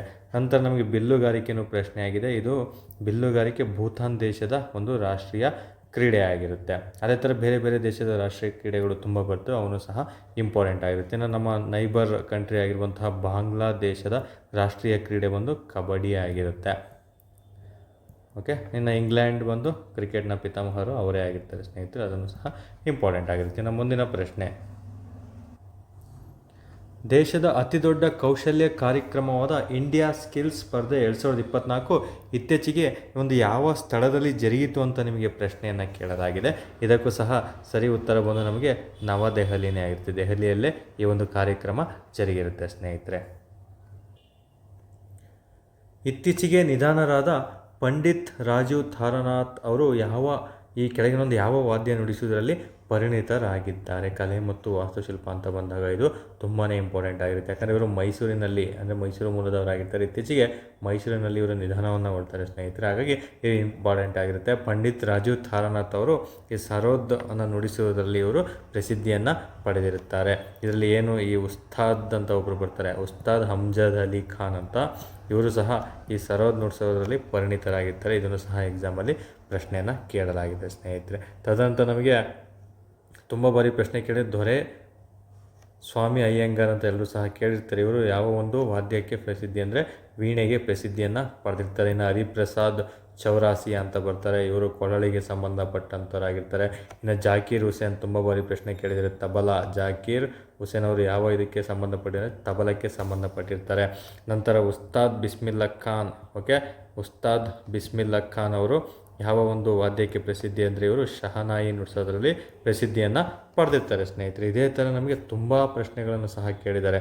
ಫಾರ್ ಎಕ್ಸಾಂಪಲ್ ನಿಮಗೆ ಇನ್ನೊಬ್ಬರು ಆರ್ ಮಣಿ ಅಂತ ಬರ್ತಾರೆ, ಇವರು ಮೃದಂಗಕ್ಕೆ ಸಂಬಂಧಪಟ್ಟಿರ್ತಾರೆ. ಪಂಡಿತ್ ರವಿಶಂಕರ್ ಅಂತ ಬರ್ತಾರೆ, ಅವರು ಸಿತಾರಕ್ಕೆ ಸಂಬಂಧಪಟ್ಟಿರ್ತಾರೆ. ನಂತರ ನಮಗೆ ಟಿ ಗೋಪಾಲಕೃಷ್ಣನ್ ಅಂತ ಬರ್ತಾರೆ, ವಯೋಲಿನ್ಗೆ ಸಂಬಂಧಪಟ್ಟಿರ್ತಾರೆ ಅವರು. ಮತ್ತು ನಿಮಗೆ ಆರ್ ಟಿ ಮಹಾಲಿಂಗಮ್ ಅಂತ ಬರ್ತಾರೆ, ಅವರು ಸಹ ಕೊಳಲಿಗೆ ಸಂಬಂಧಪಟ್ಟಿರ್ತಾರೆ. ಇದೇ ಥರ ತುಂಬ ವ್ಯಕ್ತಿಗಳು ಸಂಗೀತ ವಾದ್ಯ ಮತ್ತು ವಾದಕರ ಮೇಲೆ ತುಂಬ ಬಾರಿ ಪ್ರಶ್ನೆಗಳನ್ನು ಕೇಳಲಾಗಿದೆ, ಅವನು ಸಹ ನೀವು ರಿವಿಷನ್ ಮಾಡ್ಕೋಬೇಕಾಗುತ್ತೆ ಸ್ನೇಹಿತರೆ. ಇನ್ನು ಮುಂದಿನ ಪ್ರಶ್ನೆ, ವಿಶ್ವ ಬಾಲಕರ ವಿರೋಧಿ ದಿನವನ್ನು ಯಾವಾಗ ಆಚರಿಸಲಾಗುತ್ತದೆ? ಅಂದರೆ ಯಾವ ದಿನದಂದು ನಾವು ಆಚರಿಸಲಾಗುತ್ತದೆ ಅಂತ ಪ್ರಶ್ನೆ ಕೇಳಿದರೆ ಸರಿ ಉತ್ತರ ಬಂದು ಜೂನ್ 12ರಂದು ನಾವು ವಿಶ್ವ ಬಾಲ ಕಾರ್ಮಿಕರ ವಿರೋಧಿ ದಿನವನ್ನು ಆಚರಣೆ ಮಾಡ್ತೀವಿ. ಜೂನ್ 14 ತುಂಬಾ ಇಂಪಾರ್ಟೆಂಟು, ಬ್ಲಡ್ ಡೋನರ್ಸ್ ಡೇ, ವಿಶ್ವ ರಕ್ತದಾನಿಗಳ ದಿನ. ವಿಶ್ವ ರಕ್ತದಾನಿಗಳ ದಿನವನ್ನು ನಾವು ಜೂನ್ 14ರಂದು ಆಚರಣೆ ಮಾಡ್ತಾ ಬರ್ತೀವಿ. ಇನ್ನು ಜೂನ್ 21 ಹೇಳೋದಿಲ್ಲ, ಅದರಲ್ಲಿ ಸಹ ಗೊತ್ತಿರುತ್ತೆ, ವಿಶ್ವ ಯೋಗ ದಿನವನ್ನು ನಾವು ಜೂನ್ 20ರಂದು ಆಚರಣೆ ಮಾಡ್ತೀವಿ. ಇನ್ನು ಜೂನ್ 29 ತುಂಬಾ ಇಂಪಾರ್ಟೆಂಟು, ಅಂತಾರಾಷ್ಟ್ರೀಯ ಸಂಖ್ಯಾಶಾಸ್ತ್ರೀಯ ದಿನ, ಅಂದರೆ ಸ್ಟ್ಯಾಟಿಸ್ಟಿಕ್ಸ್. ಸ್ಟ್ಯಾಟಿಸ್ಟಿಕ್ಸ್ ಡೇನ ಯಾವಾಗ ಆಚರಣೆ ಮಾಡ್ತೀವಿ ಅಂತ ಕೇಳಿದರೆ ನಾವು ಜೂನ್ 29ರಂದು ಅಂತಾರಾಷ್ಟ್ರೀಯ ಸಂಖ್ಯಾಶಾಸ್ತ್ರೀಯ ದಿನವನ್ನು ಆಚರಣೆ ಮಾಡ್ತಾ ಬರ್ತೀವಿ ಸ್ನೇಹಿತರೆ. ತದನಂತರ ನಮಗೆ ಜೂನ್ ಅಂತ ಬಂದಾಗ ಜೂನ್ 5 ಜೂನ್ 5 ಬಂದು ವಿಶ್ವ ಪರಿಸರ ದಿನವನ್ನು ಆಚರಣೆ ಮಾಡ್ತೀವಿ. ಇನ್ನೊಂದು ಜೂನ್ 8 ಬರುತ್ತೆ, ಇದನ್ನು ಸಹ ತುಂಬಾ ಇಂಪಾರ್ಟೆಂಟ್, ವಿಶ್ವ ಸಾಗರ ದಿನ. ವಿಶ್ವ ಸಾಗರ ದಿನವನ್ನು ಜೂನ್ 8ರಂದು ನಾವು ಆಚರಣೆ ಮಾಡ್ತಾ ಬರ್ತೀವಿ ಸ್ನೇಹಿತರೆ. ಇಷ್ಟು ಸಹ ಇಂಪಾರ್ಟೆಂಟ್ ಆಗುತ್ತೆ. ನಮಗೆ ಯಾವುದೇ ತಗೊಳ್ಳಿ, KS ಇಂದ PC ಆಗಿರ್ಬೋದು, IAS ಇಂದ PC ಆಗಿರ್ಬೋದು, ಎಲ್ಲದರಲ್ಲೂ ಸಹ ಮಂತ್ಗಳಲ್ಲಿ ಬರುವಂತಹ ಪ್ರಮುಖ ಆಚರಣೆಗಳು ತುಂಬಾ ಇಂಪಾರ್ಟೆಂಟ್ ಆಗುತ್ತೆ. KS ಅಲ್ಲಿ ಮಿನಿಮಮ್ 1ರಿಂದ 2 ಅಂಕಗಳು, PS ಅಲ್ಲಿ 1ರಿಂದ 2 ಅಂಕಗಳು ಎಲ್ಲ ಎಕ್ಸಾಮಲ್ಲೂ ನಿಮಗೆ ಎಕ್ಸ್ಪೆಕ್ಟ್ ಮಾಡ್ತಾ ಬರ್ಬೋದಾಗುತ್ತೆ ಸ್ನೇಹಿತರೆ. ಇನ್ನು ಮುಂದಿನ ಪ್ರಶ್ನೆ, 2025ರಲ್ಲಿ ಜರುಗುವ ಪುರುಷರ ಜೂನಿಯರ್ ಹಾಕಿ ವಿಶ್ವಕಪ್ ಟೂರ್ನಿಯನ್ನು ನಡೆಸಲು ಯಾವ ದೇಶ ಇತ್ತೀಚೆಗೆ ಆತಿಥ್ಯವನ್ನು ವಹಿಸಿಕೊಂಡಿದೆ? 2025ರಲ್ಲಿ ಜೂನಿಯರ್ ಹಾಕಿ ವಿಶ್ವಕಪ್ ಟೂರ್ನಿ ಎಲ್ಲಿ ಜರುಗುತ್ತದೆ ಅಂತ ಪ್ರಶ್ನೆ ಆಗಿದೆ. ಅದಕ್ಕೆ ಸರಿ ಉತ್ತರ ಬಂದು ನಮ್ಮ ಇಂಡಿಯಾ ಆಗಿರುತ್ತೆ ಸ್ನೇಹಿತರೆ, ನೆನಪಲ್ಲಿರಬೇಕು. ಇನ್ನು ಮುಂದಿನ ಪ್ರಶ್ನೆ, ಇದು ಸಹ ತುಂಬಾ ಇಂಪಾರ್ಟೆಂಟ್ ಆಗಿರುವಂತಹ ಪ್ರಶ್ನೆ ಆಗಿರುತ್ತೆ. ವಿಶ್ವಸಂಸ್ಥೆಯು ಇತ್ತೀಚೆಗೆ 2025ನೇ ವರ್ಷವನ್ನು ಯಾವ ವರ್ಷ ಎಂದು ಗೊತ್ತುಪಡಿಸಲಾಗಿದೆ ಅಂತ ನಿಮಗೆ ಪ್ರಶ್ನೆಯನ್ನು ಕೇಳಿದ್ದಾರೆ ಸ್ನೇಹಿತರೆ. ಓಕೆ, ನಮಗೆ ಪ್ರತಿ ವರ್ಷವೂ ಅಷ್ಟೇ ವಿಶ್ವಸಂಸ್ಥೆ ಏನು ಯುನೈಟೆಡ್ ನೇಷನ್ ಇದೆಯಲ್ಲ, ಇದು ಒಂದೊಂದು ವರ್ಷವನ್ನು ಒಂದೊಂದಾಗಿ ಒಂದು ಟಾಪಿಕನ್ನಾಗಿ ಇಟ್ಕೊಂಡು ಅದಕ್ಕೆ ಗುರಿಯನ್ನು ವಹಿಸ್ತಾ ಬರ್ತಾ ಇರುತ್ತೆ. ನಮಗೆ 2023ರಲ್ಲಿ ದ ಇಂಟರ್ನ್ಯಾಷನಲ್ ಇಯರ್ ಆಫ್ ಮಿಲೆಟ್ಸನ್ನು ಆಚರಣೆ ಮಾಡೋದಕ್ಕೆ ಇದು ಅನುಮತಿಯನ್ನು ನೀಡಿತ್ತು. ತದನಂತರ ನಮಗೆ 2024ರಲ್ಲಿ ಈ ಇಂಟರ್ನ್ಯಾಷನಲ್ ಇಯರ್ ಆಫ್ ಮಿಲೆಟ್ಸ್ ಬಗ್ಗೆ ನಮಗೆ ತಿಳಿಸ್ಕೊಡ್ತಾ ಬರುತ್ತೆ.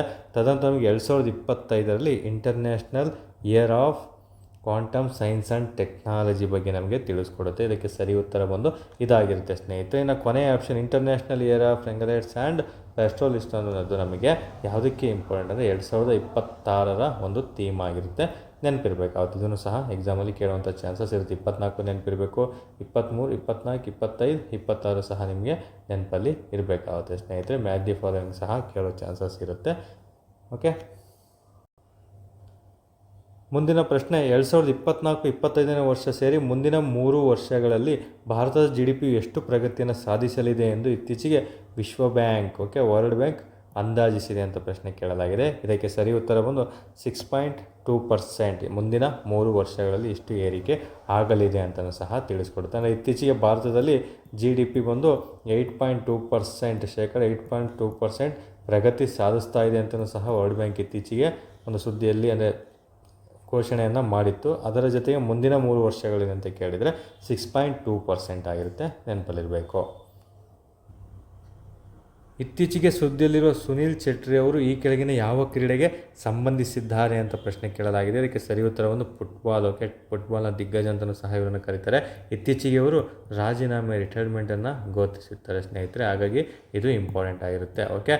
ತನ್ನ ಒಂದು ಕ್ರೀಡೆಗೆ ರಾಜೀನಾಮೆಯನ್ನು ನೀಡಿದ್ದಾರೆ. ಅವರಿಗೆ ಸರಿ ಉತ್ತರ ಬಂದು ಫುಟ್ಬಾಲ್ ಆಗಿರುತ್ತೆ. ಸುನಿಲ್ ಚೆಟ್ರಿ ಎಲ್ರಿಗೂ ಸಹ ಗೊತ್ತಿರುತ್ತದೆ, ಓದೋಂಥ ಅವಶ್ಯಕತೆ ಇರೋದಿಲ್ಲ. ಇನ್ನು ನಮಗೆ ಪ್ರಮುಖ ವ್ಯಕ್ತಿಗಳು ಯಾರೆಲ್ಲ ಬರ್ತಾರೆ ಅನ್ನೋದನ್ನ ಬಗ್ಗೆ ನೀವು ತಿಳ್ಕೊಬೇಕಾಗುತ್ತೆ. ನಮಗೆ ಭಾರತದಲ್ಲಿ ಪ್ರಮುಖವಾಗಿ ಈ ರೀತು ರಾಣಿ ಅಂತ ಬರ್ತಾರೆ. ಈ ರೀತು ರಾಣಿ ಯಾವ ಕ್ರೀಡೆಗೆ ಸಂಬಂಧಪಟ್ಟಿದ್ದಾರೆ ಅಂತ ಪ್ರಶ್ನೆ ಕೇಳಲಾಗುತ್ತದೆ. ಹಾಕಿ ಕ್ರೀಡೆಗೆ ಸಂಬಂಧಪಟ್ಟಂತೆ ಇವರು ಪ್ರಸಿದ್ಧಿಯನ್ನು ಪಡೆದಿರ್ತಾರೆ. ಇನ್ನು ಮೇರಿ ಕಾಮ್ ಎಲ್ಲರೂ ಸಹ ಓದಿರ್ತೀರಾ. ಮೇರಿ ಕಾಮ್ ಬಂದು ನಮಗೆ ಬಾಕ್ಸಿಂಗಿಗೆ ಪ್ರಸಿದ್ಧಿ ಪಡೆದಂತಹ ಒಬ್ಬ ಮಹಿಳೆ ಆಗಿರ್ತಾರೆ ಸ್ನೇಹಿತರೆ. ನಂತರನೇ ಬರೋದು ನಮಗೆ ಈ ಸುಶೀಲ್ ಕುಮಾರ್ ಅಂತ ತುಂಬ ಬಾರಿ ಪ್ರಶ್ನೆ ಕೇಳಿದ್ದಾರೆ. ಸುಶೀಲ್ ಕುಮಾರ್ ಅವರು ನಮಗೆ ಕುಸ್ತಿ ಪಂದ್ಯಾವಳಿಯಲ್ಲಿ ಪ್ರಸಿದ್ಧಿ ಹೊಂದಿರ್ತಾರೆ. ನಂತರ ಅಶ್ವಿನಿ ನಾಚಪ್ಪ ಅಂತ ಬರ್ತಾರೆ. ಇವರು ಅಥ್ಲೆಟಿಕ್ಸ್ಗೆ ಸಂಬಂಧಪಟ್ಟಂತಹ ಒಬ್ಬರಾಗಿರ್ತಾರೆ ಸ್ನೇಹಿತರೆ. ನಂತರ ಬರೋದು ನಮಗೆ ತುಂಬಾ ಇಂಪಾರ್ಟೆಂಟ್ ಆಗಿರೋದು ದೀಪಿಕಾ ಕುಮಾರಿ ಅವರು ಬಂದು ಆರ್ಚರಿ, ಬಿಲ್ಲುಗಾರಿಕೆ ಅಂತ ಏನು ಕರಿತೀವಿ ಅದಕ್ಕೆ ಫೇಮಸ್ ಆಗಿರ್ತಾರೆ. ಅದನ್ನು ಸಹ ನಮಗೆ ಎಕ್ಸಾಮಲ್ಲಿ ಪ್ರಶ್ನೆಯನ್ನು ಕೇಳಿರ್ತಾರೆ ಸ್ನೇಹಿತರೆ. ಅಭಿನವ್ ಬಿಂದ್ರಾ ತುಂಬ ಬಾರಿ ಪ್ರಶ್ನೆ ಕೇಳಿದ್ದಾರೆ. ಅಭಿನವ್ ಬಿಂದ್ರಾ ಅವರು ನಮಗೆ ಶೂಟಿಂಗ್ ಅಥವಾ ಶೂಟರ್ ಅಂತ ಇವ್ರನ್ನ ಕರಿತಾರೆ. ಇದಕ್ಕೆ ಸಂಬಂಧಪಟ್ಟವರು ಅಂತ ಆಗಿರ್ತಾರೆ ಸ್ನೇಹಿತರೆ. ಇನ್ನು ಮೀರಾಬಾಯಿ ಚಾನು ಅವರು ಬಂದು ನಮಗೆ ವೆಯ್ಟ್ ಲಿಫ್ಟಿಂಗಿಗೆ ಸಂಬಂಧಪಟ್ಟಿರ್ತಾರೆ. ಅಂದರೆ ಭಾರ ಎತ್ತುವಿಕೆ. ಮೀರಾಬಾಯಿ ಚಾನು ಆಗಿರ್ಬೋದು, ಕರ್ಣಂ ಮಲ್ಲೇಶ್ವರಿನೂ ಸಹ ಅದಕ್ಕೆ ಸಂಬಂಧಪಟ್ಟವರಾಗಿರ್ತಾರೆ. ಇನ್ನು ಅದಿತಿ ಅಶೋಕ್ ಅಂತ ಬರ್ತಾರೆ. ಇವರು ನಮಗೆ ಸಂಬಂಧಪಟ್ಟಿದ್ದು ಯಾವುದಕ್ಕೆ ಅಂದರೆ ಗಾಲ್ಫ್ ಕ್ರೀಡೆಗೆ ಸಂಬಂಧಪಟ್ಟರಲ್ಲಿ ಪ್ರಮುಖ ವ್ಯಕ್ತಿಯಾಗಿರ್ತಾರೆ. ಇನ್ನು ಅರ್ಜುನ್ ಅಂತ ಬರ್ತಾರೆ. ಇವರು ಸಹ ಅಷ್ಟೇ ಗಾಲ್ಫಿಗೆ ಸಂಬಂಧಪಟ್ಟಿರ್ತಾರೆ. ಅರ್ಜುನ್ ಅಟ್ವಾಲ್ ಅಂತ ಬರ್ತಾರೆ. ಹಾಗಾಗಿ ಅದು ಇಂಪಾರ್ಟೆಂಟ್ ಆಗಿರುತ್ತೆ. ಇನ್ನು ಮೋಸ್ಟ್ ಇಂಪಾರ್ಟೆಂಟ್ ಕೋನೇರು ಹಂಪಿ ಮತ್ತು ವಿಶ್ವನಾಥ್ ಆನಂದ್ ಅವರು ಯಾವ ಒಂದು ಇದಕ್ಕೆ ಸಂಬಂಧಪಟ್ಟಿದ್ದಾರೆ, ಚೆಸ್ ಪಂದ್ಯಾವಳಿಗೆ ಸಂಬಂಧಪಟ್ಟಂತಹ ಪ್ರಮುಖ ವ್ಯಕ್ತಿಗಳಾಗಿರ್ತಾರೆ ಸ್ನೇಹಿತರೆ. ನಂತರ ಬರೋದೇ Pankaj Advani, billiards. Okay, billiards ಕ್ರೀಡೆಗೆ ಸಂಬಂಧಪಟ್ಟವ್ರು ಯಾರು ಅಂತ ಕೇಳಿದರೆ ಪಂಕಜ್ ಅಡ್ವಾಣಿ ಅವರಾಗಿರ್ತಾರೆ. ಇದನ್ನು ಸಹ ಎಕ್ಸಾಮಲ್ಲಿ ಪ್ರಶ್ನೆ, ಈಗೇನು ಇಷ್ಟು ಹೇಳಿದ್ದೀನಲ್ಲ ಇವೆಲ್ಲನೂ ಸಹ ನಿಮಗೆ ಎಕ್ಸಾಮ್ಗಳಲ್ಲಿ ಪ್ರಶ್ನೆಯನ್ನು ಕೇಳಲಾಗಿದೆ ಸ್ನೇಹಿತರೆ. ಹಾಗಾಗಿ ಇವನ್ನೊಮ್ಮೆ ರಿವಿಷನ್ ಮಾಡಿಕೊಟ್ಟಿರ್ತೀನಿ ನಿಮಗೆ. ತದನಂತರ ನಮಗೆ ಈ ಬಜರಂಗ್ ಪುನಿಯಾ ಅಂತ ಬರ್ತಾರೆ. ಬಜರಂಗ್ ಪುನಿಯಾ ಆಗಿರ್ಬೋದು, ಸಾಕ್ಷಿ ಮಲ್ಲಿಕ್ ಆಗಿರ್ಬೋದು, ವಿನೇಶಾ ಪೊಗೋಟ್ ಅವರಾಗಿರ್ಬೋದು, ಗೀತಾ ಪೊಗೋಟ್ ಅವರಾಗಿರ್ಬೋದು, ಇವರೆಲ್ಲನೂ ಸಹ ಅಷ್ಟೇ ಕುಸ್ತಿಗೆ ಸಂಬಂಧಪಟ್ಟಿರ್ತಾರಾಗಿರ್ತಾರೆ. ಇವ್ರ ಮೇಲೂ ಸಹ ಪ್ರಶ್ನೆಗಳನ್ನು ಕೇಳಲಾಗಿರುತ್ತದೆ ಸ್ನೇಹಿತರೆ. ಇಷ್ಟು ಸಹ ಅಂಶಗಳನ್ನು ನೀವು ತಿಳ್ಕೊಂಡಿರಬೇಕಾಗುತ್ತೆ. ತದನಂತರ ನಮಗೆ ಪ್ರಕಾಶ್ ಪಡುಕೋಣೆ ಅಂತ ಬರ್ತಾರೆ. ದೀಪಿಕಾ ಪಡುಕೋಣೆ ತಂದೆ ಪ್ರಕಾಶ್ ಪಡುಕೋಣೆ ಅಂತ ಬರ್ತಾರೆ. ನಂತರ ಇನ್ನೊಬ್ಬರು ಬರ್ತಾರೆ ಸೈನಾ ನೆಹ್ವಾಲ್ ಅಂತ. ಇವೆಲ್ಲವೂ ಸಹ ಬ್ಯಾಡ್ಮಿಂಟನ್ಗೆ ಸಂಬಂಧಪಟ್ಟಂತಹ ಕ್ರೀಡಾ ವ್ಯಕ್ತಿಗಳಾಗಿರ್ತಾರೆ ಸ್ನೇಹಿತರೆ. ಇವನು ಸಹ ಇಂಪಾರ್ಟೆಂಟ್. ಇನ್ನು ನಮಗೆ ಪಿ ವಿ ಸಿಂಧು ಆಗಿರ್ಬೋದು, ಕಿಡಂಬಿ ಶ್ರೀಕಾಂತ್ ಅವರಾಗಿರ್ಬೋದು, ಎಲ್ಲನೂ ಸಹ ಬ್ಯಾಡ್ಮಿಂಟನ್ಗೆ ಸಂಬಂಧಪಟ್ಟವರು ಪ್ರಸಿದ್ಧ ವ್ಯಕ್ತಿಗಳಾಗಿರ್ತಾರೆ ಸ್ನೇಹಿತರೆ. ಇಷ್ಟು ಸಹ ಇವತ್ತಿನ ಒಂದು ಜೂನ್ 2nd ವೀಕ್ನ ಪ್ರಮುಖ ಅಂಶಗಳಿಂದ ಜೂನ್ 2nd ವೀಕಲ್ಲಿ ಯಾವೆಲ್ಲ ಕರೆಂಟ್ ಅಫೇರ್ಸ್ನ ನೀವು ಕಡ್ಡಾಯವಾಗಿ ಓದಿರಲೇಬೇಕು ಅನ್ನೋದ್ರ ಬಗ್ಗೆ ತಿಳಿಸ್ಕೊಟ್ಟಿರ್ತೀವಿ ಸ್ನೇಹಿತರೆ. ಓಕೆ, ಯಾರಾದರೂ ನಮ್ಮ ಟೆಲಿಗ್ರಾಮ್ ಚಾನಲ್ಗೆ ಜಾಯ್ನ್ ಆಗಿಲ್ಲ ಅಂದರೆ ನಮ್ಮ ಟೆಲಿಗ್ರಾಮ್ ಚಾನಲ್ ABDH ಅಂದರೆ ಅಬ್ದಿ ಅಕಾಡೆಮಿ ಟೆಲಿಗ್ರಾಮ್ ಚಾನಲ್ಗೆ ನೀವು ಜಾಯ್ನ್ ಆಗ್ಬೋದು ಸ್ನೇಹಿತರೆ. ಇನ್ ಕೇಸ್ ಟೆಲಿಗ್ರಾಮ್ ಚಾನಲ್ ಸರ್ಚಲ್ಲಿ ಸಿಕ್ಕಿಲ್ಲ ಅಂದರೆ 8618631540 ನಂಬರಿಗೆ ನೀವು ಮೆಸೇಜ್ ಮೂಲಕ ಟೆಲಿಗ್ರಾಮ್ಗೆ ಆಡ್ ಮಾಡಿ ಸರ್ ಅಂತ ಮೆಸೇಜ್ ಹಾಕಿದರೆ ನಾನು ನಿಮ್ಮ ನಂಬರನ್ನು ಆ ಟೆಲಿಗ್ರಾಮ್ ಗ್ರೂಪಿಗೆ ಆಡ್ ಮಾಡ್ತೀನಿ ಸ್ನೇಹಿತರೆ. ಇಷ್ಟು ಸಹ ಇವತ್ತಿನ ಒಂದು ಜೂನ್ 2nd ವೀಕ್ನ ಪ್ರಮುಖ ಅಂಶಗಳಾಗಿರ್ತವೆ ಸ್ನೇಹಿತರೆ. ಇಷ್ಟು ಹೇಳ್ತಾ ಈ ವಿಡಿಯೋವನ್ನು ಮುಗಿಸ್ತಾ ಇದ್ದೀನಿ. ನಾನು ನಿಮ್ಮ ಪುನೀತ್ ರಾಜ್. ಧನ್ಯವಾದಗಳು.